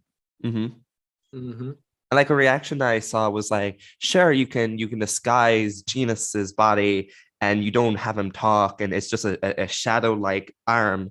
But at the same time, it is really cool how people are like, okay, now I know Genis is still alive. So what Dabi said about Hawks killing him, that is cap. Like that was a reaction I saw that I really liked. Obviously, you could have it where it's like, oh, they realize, oh, Genis is back. Oh my God, now what Dabi said there doesn't matter. That sometimes people can point out and say, you lied about that, which I think is also erasable. So you win in either or. And the main thing, because I actually ended up talking about this, and I was surprised that I didn't get downvote spammed on the Reddit. As I pointed out, people need to become more familiar with the concept of dramatic irony. And what's funny is that I remember I explained this to somebody once where they were like, oh, I got spoiled on that. And they were like, and I was like, well, yeah, it's dramatic irony. Because I was like, here, I'm actually going to read. I think the mistake a lot of people make is assuming every surprise is for them. There's a writing technique known as dramatic irony. You effectively have the audience in on a big secret the characters don't know about, and instead of them fretting over the secret itself, they worry about the reveal to other characters. It's especially common in theater. I don't know if you've seen any plays, but when characters do a little aside comment to the audience to let them know they aren't being tricked, etc., it can switch entire interactions in their head based on watching character behavior. And I think Horikoshi was doing this, and that's part of why he and had Dabi mentioned that he figured his family would have guessed it by now. I mean, like if you read like Shakespeare works, you should also you also see it there too. Yeah, that's specifically what I was thinking of. I didn't want to go like, especially if you've read Shakespeare, because everybody's gonna be like, well, I read Shakespeare. You know one thing that is crazy about Dabi saying that? Dabi deadass did go out of his way to say Shoto Todoroki in the camp arc. Yep. Like he went out of it, and then he said during Dabi's dance, he also said, yo, my first plan was to kill Shoto. So when he said Shoto Todoroki in the camp arc, a lot of people don't put together that like his plan at that time was probably like to break Shoto down slowly, little by little, and then kill him. Yep. Or bait him into running into the portal and then still get to kill him. Literally. Oh. But yeah, so it's like I don't think Hori was surprised or what didn't have people clued in. Hell, no. I know for a fact that Horikoshi knew that people thought Dabi was Toya. There's no way he didn't know that. Like, there's no way nobody brought that up to him in the editor room. Like, there's been a lot of fans saying lately that like Dabi is Shoto's brother for no reason, and he's like, oh, oh, like he knew the whole time that we knew. Like to me, right? Like Horikoshi has a Twitter, so every time he does like little like cheek nods, I feel like he knows what the fandom is like cooking, what they believe is going to happen, and he plays around this, and he makes it even more compelling of a moment.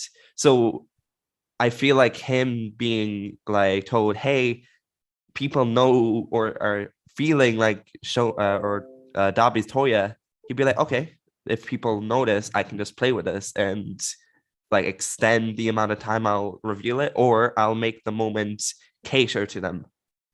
You think he didn't have like Endeavor's eye partially damaged? Yeah. And him all like, oh, I can't exactly see who that is talking to me.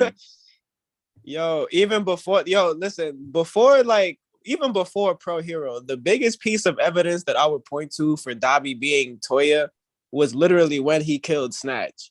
Horikoshi had Snatch say specifically, don't you ever think about the families that have to deal with that loss. And then Dabi later on, for no reason, by himself, talking out loud, was like, yo, I thought about that so many times, I went crazy. And then we find out from his flashback that he was one of the main reasons that like he started acting the way he did was because he thought his family didn't care about his loss. So he thought about that so many times that he was driven crazy, bro. Like, I died and my family did not change. Like, you know what I'm saying? And that calls back to that line from Snatch. And that's when he like sheds the little tear of blood. Yeah. So I'm just kind of sitting here like, man, like, and the great, like, I had somebody ask me if Horikoshi knew about dramatic irony, and I was like, yes. Isn't he a writer? He's a writer and an author. Like that is you don't become like that like big of an author if you don't know such basic writing tools. Like it would be wild to assume that he doesn't know what dramatic irony is. Like that sounds like exactly something that an aspiring author would be aware of. Like this got covered in like middle school English, bro. Yeah. You think literary discourse around the world doesn't talk about this? Because any form of live theater at any point, like even Akane Banashi, which I need to catch back up on because I stopped reading it around like chapter 11, just got busy. It's so good. They have the little asides thing because like, so for example, I went to see Titus Andronicus in a theater like 2018, I want to say. And during that, there's this whole scene where Death and his sons appear to Titus. And it's actually like this woman who's dating the emperor or something like that. And spoiler alerts for a 500-year-old play, by the way, in case. Please don't spoil it. I only got halfway through it and I don't get spoiled. But basically, they finesse Titus and they cause some of his sons to die or something like that. So he's like, I'm gonna get some revenge for this. Regular hood rat stuff right there. So they pull up because everybody thinks Titus is crazy beyond any form of like coherent thoughts, and he's going to be easy to manipulate. So they pull up, with her and her sons, and they're like, "Oh yes, Titus, da da da da da," and Titus goes to the audience and goes, "They think I'm tricked, but this is not them. This is exactly like who she is and her two sons." So then Titus agrees to go along with their stuff. And he's like, well, how about you? And that only is heard by the audience. I should also remark that. He speaks directly to the audience. Like in live theater, you'll have moments where they will literally just break the fourth wall and start talking to the audience. Yeah. And it's called an aside. So they do the aside, talk to the audience, directly address like, hey, audience, I'm not crazy. I know who this is. And what ends up happening is that Titus tells her to leave her two sons, kills both of them, and then makes meat pies with them and serves them to the emperor and their mother. And then everybody gets murdered, and it's like a bloody fiasco at the end. It's a tragedy. But the point is that this has been a writing technique for over 500 years. There's no way that you expect like Japan not to be aware and not cash in on this, because I find dramatic irony sometimes to be more engaging than just secrets existing. Yeah. Like rewatching, because like I ended up watching the newest episode on Hulu, and then some Attack on Titan episodes were playing, and like rewatching Attack on Titan's like first season, and all the times that something is relevant to Aaron's Titan transformation or something like that, and having, and I'll be a little nicer with the spoilers on this, even though you should already know who these people are by now. And the way that the armored Titan, Colossal Titan, and the female Titan are just constantly chilling, like in relation to or near events. It's blatantly obvious. Yeah, like it's so obvious once you go back that it's like hilarious that you didn't already know.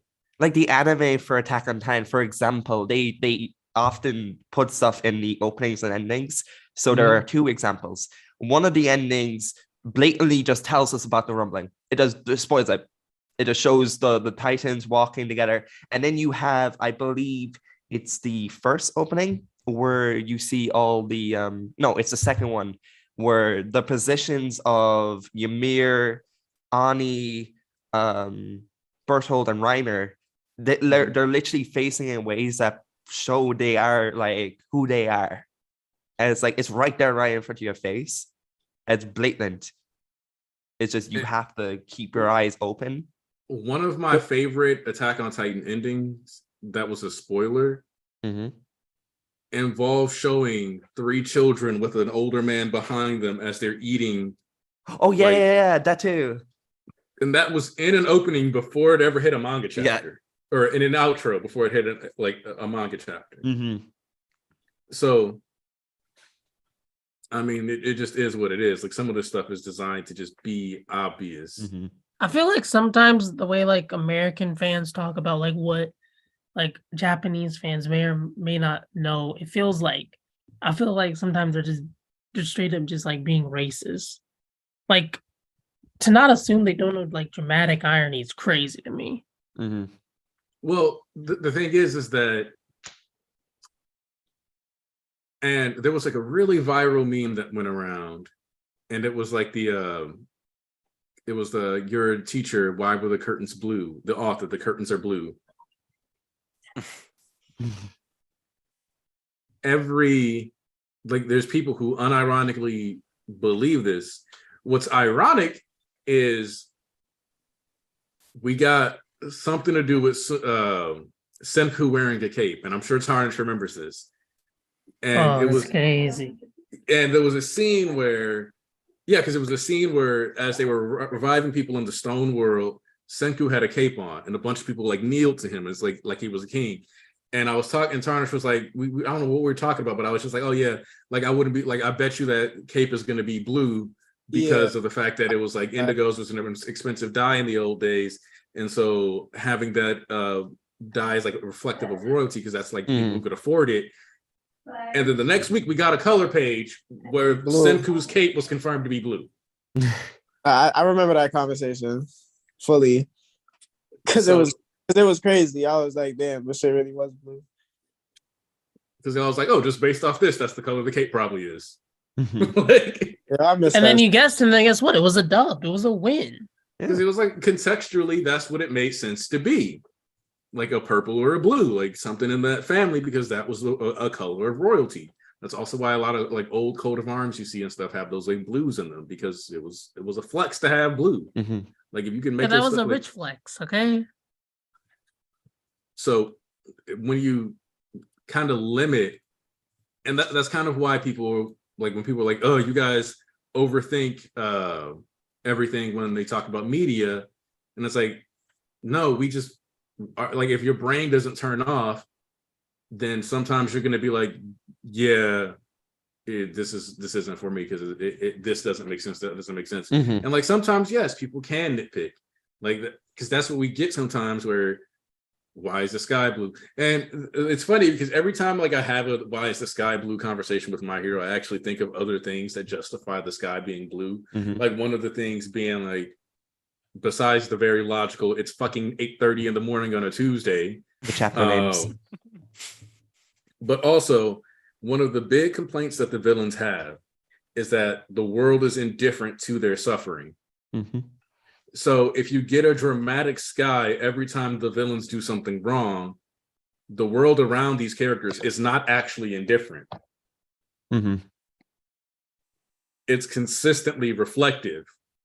So if you get blue skies when Lil Jimmy's on his way to work and eating some takoyaki in the morning and on his way there having a great day, and you get blue skies when domestic terrorism is at an all-time high, the world is literally indifferent to both of your sufferings. Mm-hmm.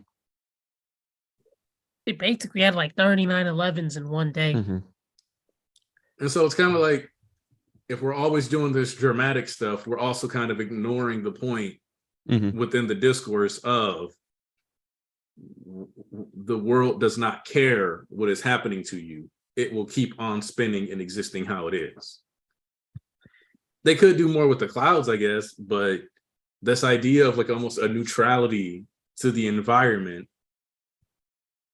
is kind of cool, at least to me, like artistically. I get that. Like the whole blue sky argument, like if you're arguing about the way it looks, that's fine. Like you can have your own opinion about how ugly it looks. Like, you know what? The backdrops are always the most ugly thing about the MHA anime, except And for manga, the movies and the night skies as well. Yeah, that too. But if you're arguing that, oh, this should take place during a war, like during the morning, like what are they doing? Like this, why can't it be during nighttime where it's even more cooler? It's like, no, because you both have the urgency to get everyone out, like evacuation. Also, the chapter names, like I mentioned it to Kendra in like a tweet, but like you have chapter 256, which is called a high deep blue sky, and 284 is deep blue battle. Like it's intentional, and it's manga readers who are complaining about this too, and it's right in front of you when you're reading it.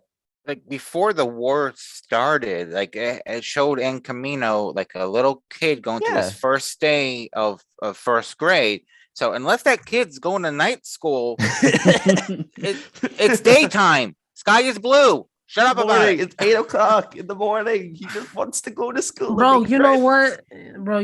How about this? How about we always complaining about the blue sky, but what about the ground? Why can't we just have the entire arc upside down? Because that's gray cooler. background. Yeah. One of my main complaints about the backgrounds are the weird coffee stains they put in everywhere. Yeah, it's like it just distracts you. It's like it draws your eye. Like, why does everything look like somebody spilled apple juice all over it? You're right. Or no, like Coke or something sticky. No. Look, man. It's just dumb. And instead of like having it upside down, why not also have like the sky be like like a deep gray? How about that? Would gray feel better? Why could it be and pink? let's have the sun like 1 inch away from the characters. Like the sun is always like next to the characters, and it's super flashy, and you can't see anything. I feel that would be pretty cool. Well, you get upside down gray sky with a giant sun in between the characters. Well, you do get gray skies, and you're gonna get great skies in Deku Black. I hope people are happy about that. Rain and cloudy. And then skies. when they see this, and then when they see the black sky, they'll be like, "Why is it the sky purple?" When Nagant has to fight. Yeah. So I feel like the blue sky is actually like a nice. It's like, to me, what's the word? Like it kind of appeals to the arc because it's the fact that it's literally just a normal workday for everyone in the country, but it's actually like a huge operation where all the heroes are, involved, and you're right. It's kind of the point. It's like it's kind of the point. It's a regular day. This was going to happen at any time. It just happened to be one day during March. Like this was building up for a long time, and like I can't wait to see how the anime does this, where like it's the collapse of society. Like, and I remember when chapters came out, like I saw people complaining again because they can't think ahead, discern any deeper meaning, like, oh well, MHA should have been like this post-apocalypse after the war. Why isn't it? Why did it do that? This is a miss. And then literally 2 to 3 chapters later, you actually started to see that, because this is the thing. Everybody wants something immediately. Everybody wants that instant gratification, that instant payoff, even though it doesn't make sense for a chapter. They wanted, I remember after Villain Hunt, people were saying, oh, it's a massive fumble that Horikoshi never had Deku and Chaco talk after the fact. And then what happened? He waited until it was the right moment, and he gave them the talk. And it's just like, if you do it, I know some people get frustrated by constantly all the criticisms being recanted, like, oh, just wait. But I think it's less an issue of that as it is, there are some things you just should not, like, you should not make a firm opinion on. Like, things can change. We were saying that Bakugo was gonna stay dead, and then what happened, right? Is they're bringing him back right now. So, and there's something actually I wanted to build off of, because Tanisha mentioned this too, which is that she was like, I remember when 9/11 happened, and it was a clear blue day, like just a normal day. Even if you look back at old 9/11 footage, it's just a clear day. The Tokyo sarin gas attack being more in line with what Japan went through. You guys want to guess what time during the day it happened? It was during morning rush hour. The morning. Between 7 and 8:10 a.m. Oh yeah, that sounds like a pretty blue sky. Like that, because that was the goal. They wanted to hurt people as they were on their way to work. For the Messiah. Like, people don't think about what it means for an environment. And it's funny because this is one of the things they mentioned about Camino as being a blessing.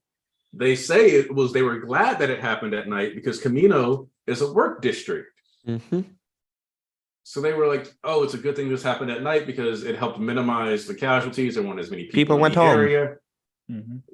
So we didn't have as many, like, this could have been so much worse if it happened earlier in the day. And then what happens? You get Pro Hero Arc, which ends up being compared to Camino because it happens during the day. I think Daika City was also compared to Camino. Like, it was a bigger area, but not as populated, which is why the numbers weren't nearly as bad.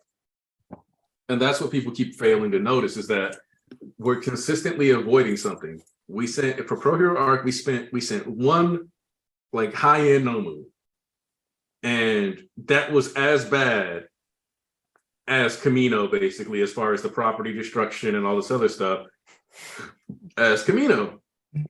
Because ultimately, even though, yes, Endeavor was like chopping up buildings, it was still, to make sure that they didn't completely fall and wipe out the city. There was still whole skyscrapers getting leveled during that fight. You look at Deka, and even more stuff was destroyed, and the information was manipulated a bit. Yeah.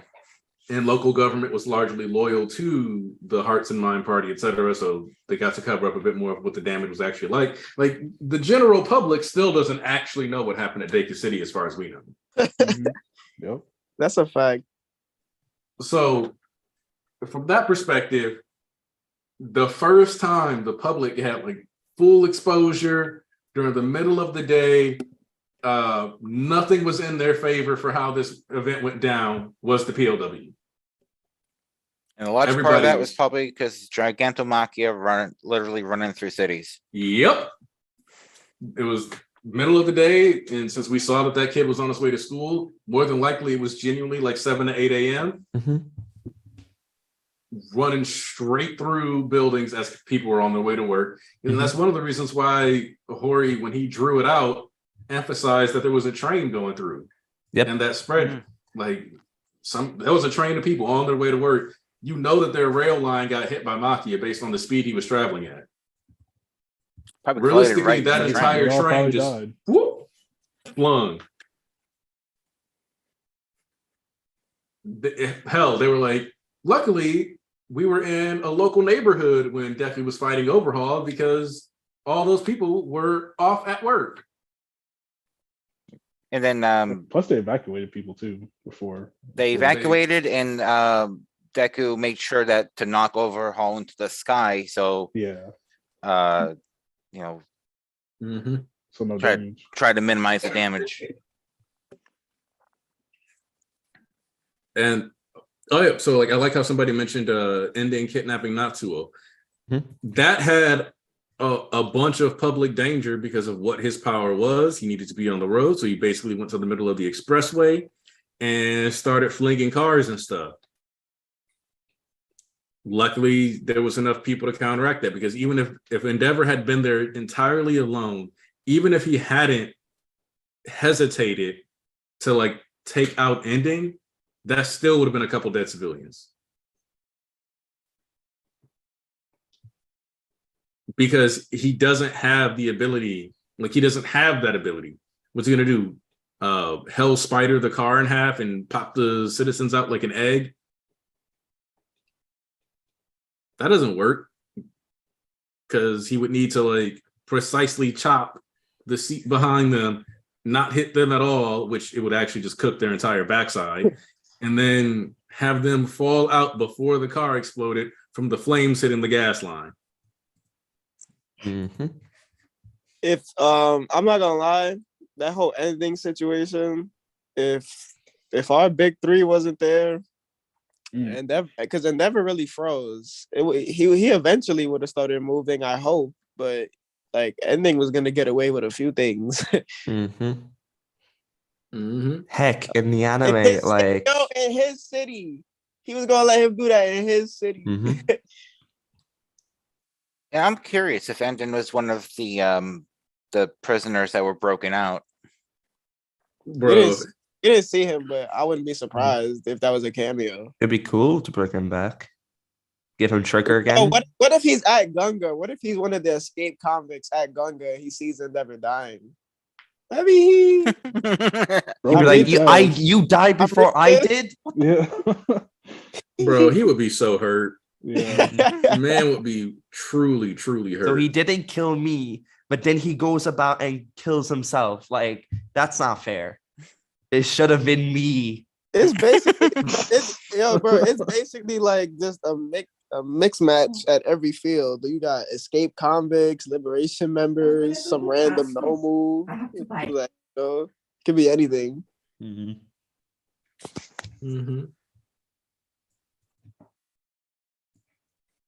And so, oh yeah, we are basically in volume 38. Yeah, so volume 38. We're gonna reach 40 soon, and that's what my thing with this is that, first off, bring it on, more books for my shelves. But second off,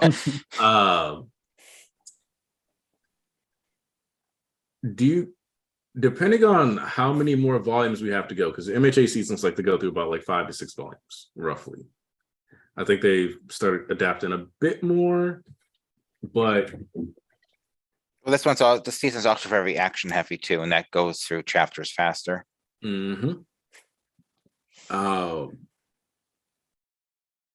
With the way the story is currently going, obviously, to me, this is more than 2 volumes worth of content. Like we might be able to go like, through the end of 38, end of 39, 40. But even jokes aside about having the Ultimate Avengers assemble, pulling people from movies and all kinds of other stuff, which I think it would be hilarious. I still think it would be hilarious, and I'm still in support of this happening. Okay, before I get into that, how would you guys feel if we finally got the Vigilantes anime announcement? I'd be down for it. I think it's deserved. Because more MHA content's great. The way I look at it is if we got a Vigilante season, we could push back season 7 or push back season 8. And then, we'd have all the movies out there. We'd have that pushed back. You will have had years to have accessed all the MHA material. Then I feel like we can end game it. Perhaps. because you've gotten the Vigilantes anime, so now there's really no excuse to not just knuckle down and watch it. And so it's like you got no reason not to. But I would like it at this point. I think we're more likely to get a couple OVAs of like the big moments, like the full Aizawa backstory. Mm-hmm. But if we did get a full anime adaptation, I would be absolutely down for that. Mm-hmm. I feel like it'd be kind of weird if they don't. It feels like printing money. Like it's My Hero. Like it has the My Hero name on it. Like that's gonna probably do pretty well. Regardless of the quality, like you said, like it's still My Hero, and it's a new story with a new character, and it ties into the actual story. It's a canon so prequel. It'll still be ate up. Exactly. Everyone loves a good prequel. Personally, I would like team up missions. That would be neat. Yes. Oh, absolutely. Or light novel content being adapted. Oh my God, I need them to animate Class B's play, which I know was featured in one of the School Briefs novels. I'm team light novels getting adapted. I am not team ups. The reason I'm not team ups though is that of all the MHA verse content, it is the only portion of the content that is 100% non-canon. Mm-hmm. We had to talk about that last night in a voice call in the server. So that's the one that I'm like, yeah, we could have a couple OVAs for, and that would be cool. But in fact, I would be fine with team ups coming out after the series ended. Like just as a way to have like a couple random one-off stories. But I don't want team ups coming out before the main story ends. Yeah.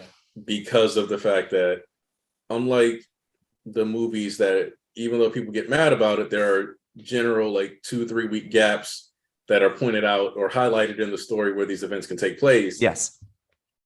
Like World Hero Mission blatantly takes place during Endeavor Agency, which we focused on 1 week of that, then skipped ahead. Mm-hmm.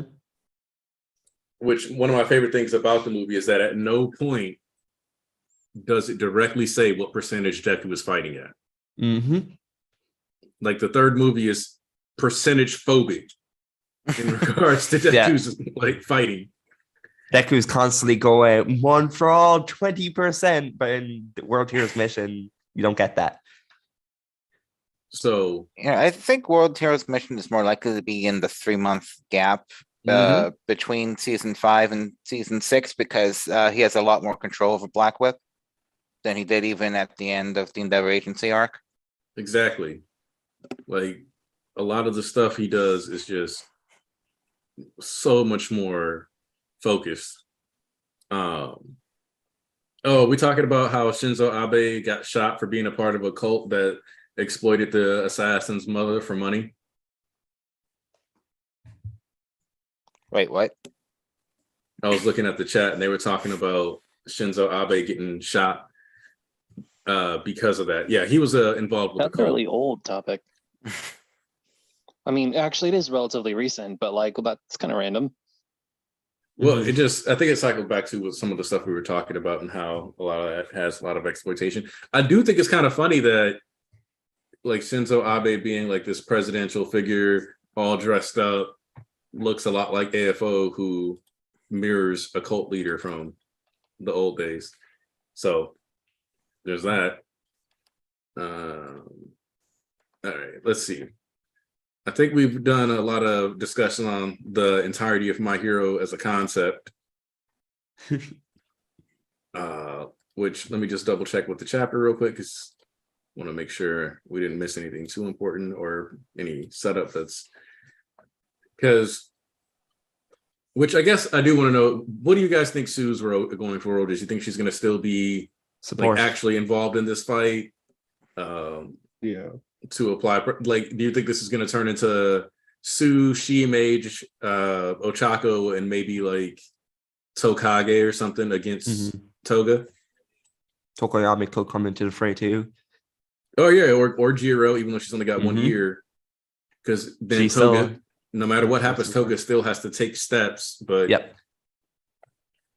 I think so. I don't think not Toga. I don't think Suyu will have like a big role to play. She'll be support, which is best considering I don't think Hori has anything like huge to do with her, like on the level of like Sero's big moment or Hawks's, light of hope moment, which is meant probably will come up again.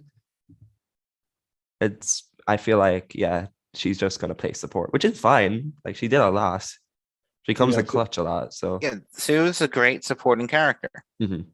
It just more so like, if I remember correctly, there's no Nomu in Gunga unless I'm just mistaking stuff. So if Suyu were there and there were Nomu, she would be kind of she would distract the Nomus, but since there's none, I don't think she's really needed that much.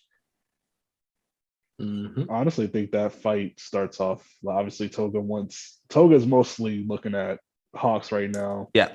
And obviously Ochako wants to, still talk with Toga. I feel like it's just kind of maybe starts out as a three-way, Hawks, Ochako, Sue versus Toga. Since they got to deal with this Sadman's parade, and then obviously there's so many people there that stuff sprinkles in, like you said, Tokiyami, Jiro, how Mushroom Girl's there, And if there's a rain cloud coming, that might give Dark Shadow a buff. True. Oh yeah, that was something I think we talked about not last week, but last stream. The potential for Tokoyami to really go hard. Yep. Yeah, and with a lot, and like with a lot of twice clones, which are clones of clones, so they're not as durable. Yeah, it could probably take out a good number of them real quickly. Because like a big Dark Shadow with like the strength, like even more so that he dished out on All For One with that smash. Just a superpower like Tokiyami, like Dark Shadow that goes Ragnarok and yeah. I mean, like if Dark Shadow decides that he got to during the training camp, but like with Tokiyami actually in control, doing Ragnarok, that could take out a whole bunch of them. Yeah, the twice clones are not. At least a lot of them are not going to be durable. So does what Toga said in this chapter confirm that once she de-transforms, that's it for the twice clones? They all disappear? I'm not sure because if Eraser doesn't erase a clone, I don't think her transforming back would either. Yeah, because I was like, because when she brought out, I only have 30 to 40 minutes of transformation time. It's like you can only have like 10 seconds, and that's enough. So like you being this like 14 minutes is still a lot, and you can create as many. And if they don't disappear when you transform, why are you worrying about it? Unless I'm reading it incorrectly. Yeah. All right. I want to start wrapping things up, so I'm going to go around the horn, have final thoughts given. Can I give my thoughts first? Because I have to head off. Okay. The chapter is great. It's great to see Toga and Uraraka finally like face off again, especially because of this like new episode. It's great.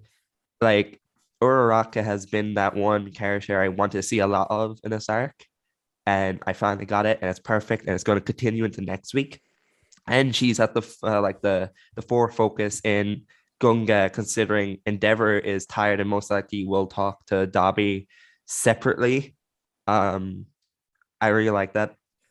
I love just exploring more of Toga because a lot of the fandom hates Toga, or they just don't understand her enough. Just to see more nuance from her. Hopefully we'll snap a lot of people out of it. Probably won't. In terms of the episodes, I loved it. It's probably the best episode of the season. And a lot of people who are saying, like I said earlier, who are saying, Bones hates Deku and all that, and they obviously love the Endeavor, like the Todoroki subplot more. You can have that opinion. I just disagree. Like, something I do want to point out is that one of the best shots of this season was in the Deku versus Shigaraki fight, which was the Texas Smash. And in the episode after that, we had the Vestige World, which was handled well. So people who are still going, Bones and Horikoshi hates Deku, frustrates me. Obviously, like, I'm biased, but it's just a very Yeah, it's a very nonsensical argument. I'm very curious on how Hori will handle next week. But regardless, like this entire war arc is just, it's been so fun and it's been so unpredictable. And like I love how every time East has a theory, it's being proven correctly. Like it's being proved correct. So that's something I wanted to point out. But the chapter is amazing. The episode's amazing. And if you haven't liked the stream yet, please do. We're at 44 likes, unless my YouTube is tweaking. Probably is. But that's it. All right. Thank you, Thomas, for your time and for your Welcome. thoughts. Let's go with Giorno. All right. All in all, I think it was a really dope chapter. Ochaga's my favorite character, so this was some really cool, nice developments as we kind of segue into this battlefield. Yeah, like Thomas said, the anime episode was phenomenal. They adapted Dabi's stance way better than I thought they could have, so that was really nice to see. And the arc as a whole, like outside of a couple things, it's been really, really fun and just interesting. Like I have to say, Hori's definitely kind of upped the game since PLF. So far I can't really, have my complaints about the final act, but this arc's been really fun, really, really interesting. So yeah, thanks for having me on stream. Hey, no problem, Giorno. Great to have you here. Let's go with Joseph Shola. All right. Before I do, could I give a quick plug? Sure. Okay, so I am a Patreon supporter of a webtoon called Crucible, which is sort of like My Hero sort of meets Umbrella Academy. And I just wanted to plug that. It on webtoon, it's recently hit the 11,000 subscriber mark, which I think it's impressive in its own right, but even more so since it only started in September 2021 and was on hiatus from September to May 2022. Until May of 2022. From May to September 2022. Oh my God. And so I just wanted to, it's called Crucible. I just wanted to give a little shout out to that before I give my thoughts. Really like this chapter. It's, like I said, it pairs really, really well with the My Hero episode because of the Toga and Ochako confrontations. Dabi's dance was, of course, amazing, and I consider that to be the moment that the villains won the war. In all honesty, so yeah, great episode, great chapter. Can't wait for next week for both. All right, Steph, if you're still there, give your thoughts. Yo, I'm here. So yeah, I really enjoyed the episode for the anime. Obviously, there's not much more to add, I don't think. I will say again that I obviously wanted Deku versus Shigaraki to have a bit more impact that reminded me more of the manga. But again, I think that with what they did and the way that they're calculating things out, there's going to be plenty of Deku moments throughout. I think that when the series, I think we will get the star fight as well. So Shigaraki should be getting some great moments too. So overall, I can't say I can complain too much about that, especially when Dabi Dance was done just so well. Bones does care. I think a lot of people run with the narrative that they don't. I don't think they're perfect, but I think that, you know what, I'm happy that it's them doing it ultimately. They have breathed a lot of life into MHA, so I'm very happy with that overall, I think. As for the manga chapter, this is like a really exciting development for me. I know I've already said that, but just Uraraka showing up here is like the last thing I expected. Like just the way that Kurogiri has just shaken everything up is so good, and it's so chaotic, and it's also really hard to read. Like I'm not sure exactly how things will develop from here, because everything from here on out is like in the hands of the author. Whatever moment Horikoshi has planned, it's like, how am I going to guess that? If I could, I probably would have written something myself. So like, it's really hard to even guess. And as always, I'm going to push the Tokoyami agenda. I am sure he is going to sweep, but I'm also terrified because he is also relatively uninjured compared to everyone else so far. Like if he gets a moment, which I'm sure he will, but like he's also not going to be the trump card. Like I don't see Tokoyami like taking out AFO or even like being a decisive factor against Toga. At best, I think he will hold the twice clones at bay, but I don't know. We'll see. Anyways, just an honestly stellar chapter. Uraraka and Toga's dialogue, I'm really interested to see how that plays out. I'm not going to overreact thinking about the romance line. I think it's really silly. It's clearly a reference to when they first met. Like literally, that's what Toga says she always wanted to do, is have a bunch of girlfriends and talk about romance and stuff. And it's like, I appreciate the callback, but I mean, no, they're not going to have a sit down about that. So like, yeah, I think people should just hold their horses a bit and just let the author tell the story he wants to tell. I'm sure it'll be great. So anyways, awesome chapter. And thank you for having me on. I really appreciate it. Yeah, I love having you on too, Seth.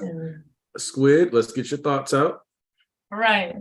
First of all, mandatory, free my name, you got to lock it and conference things and nothing, okay? It was perfect. Get my man off the box.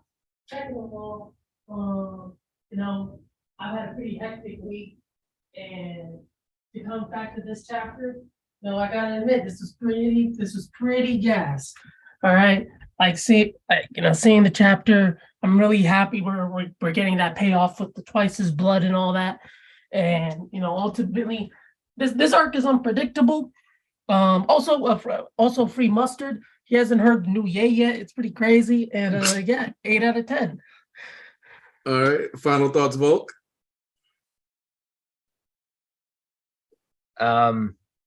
It was a lovely chapter. It's also free Shigaraki too. It was a lovely chapter. I really liked that we did address what was happening with Ochako, and that that even though you didn't see the whole scope of the flashback, you got the gist of what they were doing. What's important is that her and Toga are now both at Gunga Villa. Again, it's confusing, so it's a little unclear if Suyu's there too. I'm voting that she's not, and she just flung Ochako into the warp gate just in time. I'm interested to see how All For One reacts to the girls' arrival. I'm interested to see a possible Hawks Ochako team up. That's possible now. He also Horikoshi also mentioned that that they were going to be the light of hope for this final arc. So they might team up to do something. And also that I really want you guys to look at what Ochako is going to be doing, because last chapter there was that American weather woman who was talking about the power of a single person has the capacity to change the world. And if I recall correctly, she was talking about All For One, of course, and being like, but that's not a good thing. But also this connects back to what the principal Nezu was saying about how it takes one person to really step up and make a difference. And I think that's a connecting factor, and that's been a real theme about Ochako, that she does constantly step up when nobody else is able to. So if she this is a big moment for her. It's a big climactic. Oh, I just can't wait for what's going to happen. I really enjoyed this chapter, and I believe we have 2 more if Horikoshi has something releasing on Christmas. Yeah, excellent. Really well done. All right. I want to thank everybody that came through, as always, crazy. Everybody who decided to come through and speak on stream, as well as everybody in the chat, from Kerpuki to Tanisha Greer to Kendra to Alves to Kaiser to Journals in the chat and on stream, of course. Ooh, Spinwall Rex. I hadn't even noticed this name before. So if you've been here a while, I appreciate you being here. Cameron Bailey. Just know, if this next coming stream ends up being the last chapter of the year, you should get the return of Archbishop East. We'll see what happens with that, but out of the way. Y'all have a great time. I'm glad everybody came through, and I'll be linking the baby registry as requested into the description of this video. And I know I sent it in the chat earlier. So you guys all have a great day. I appreciate everybody who came through, though. Seriously, it's always great to have people here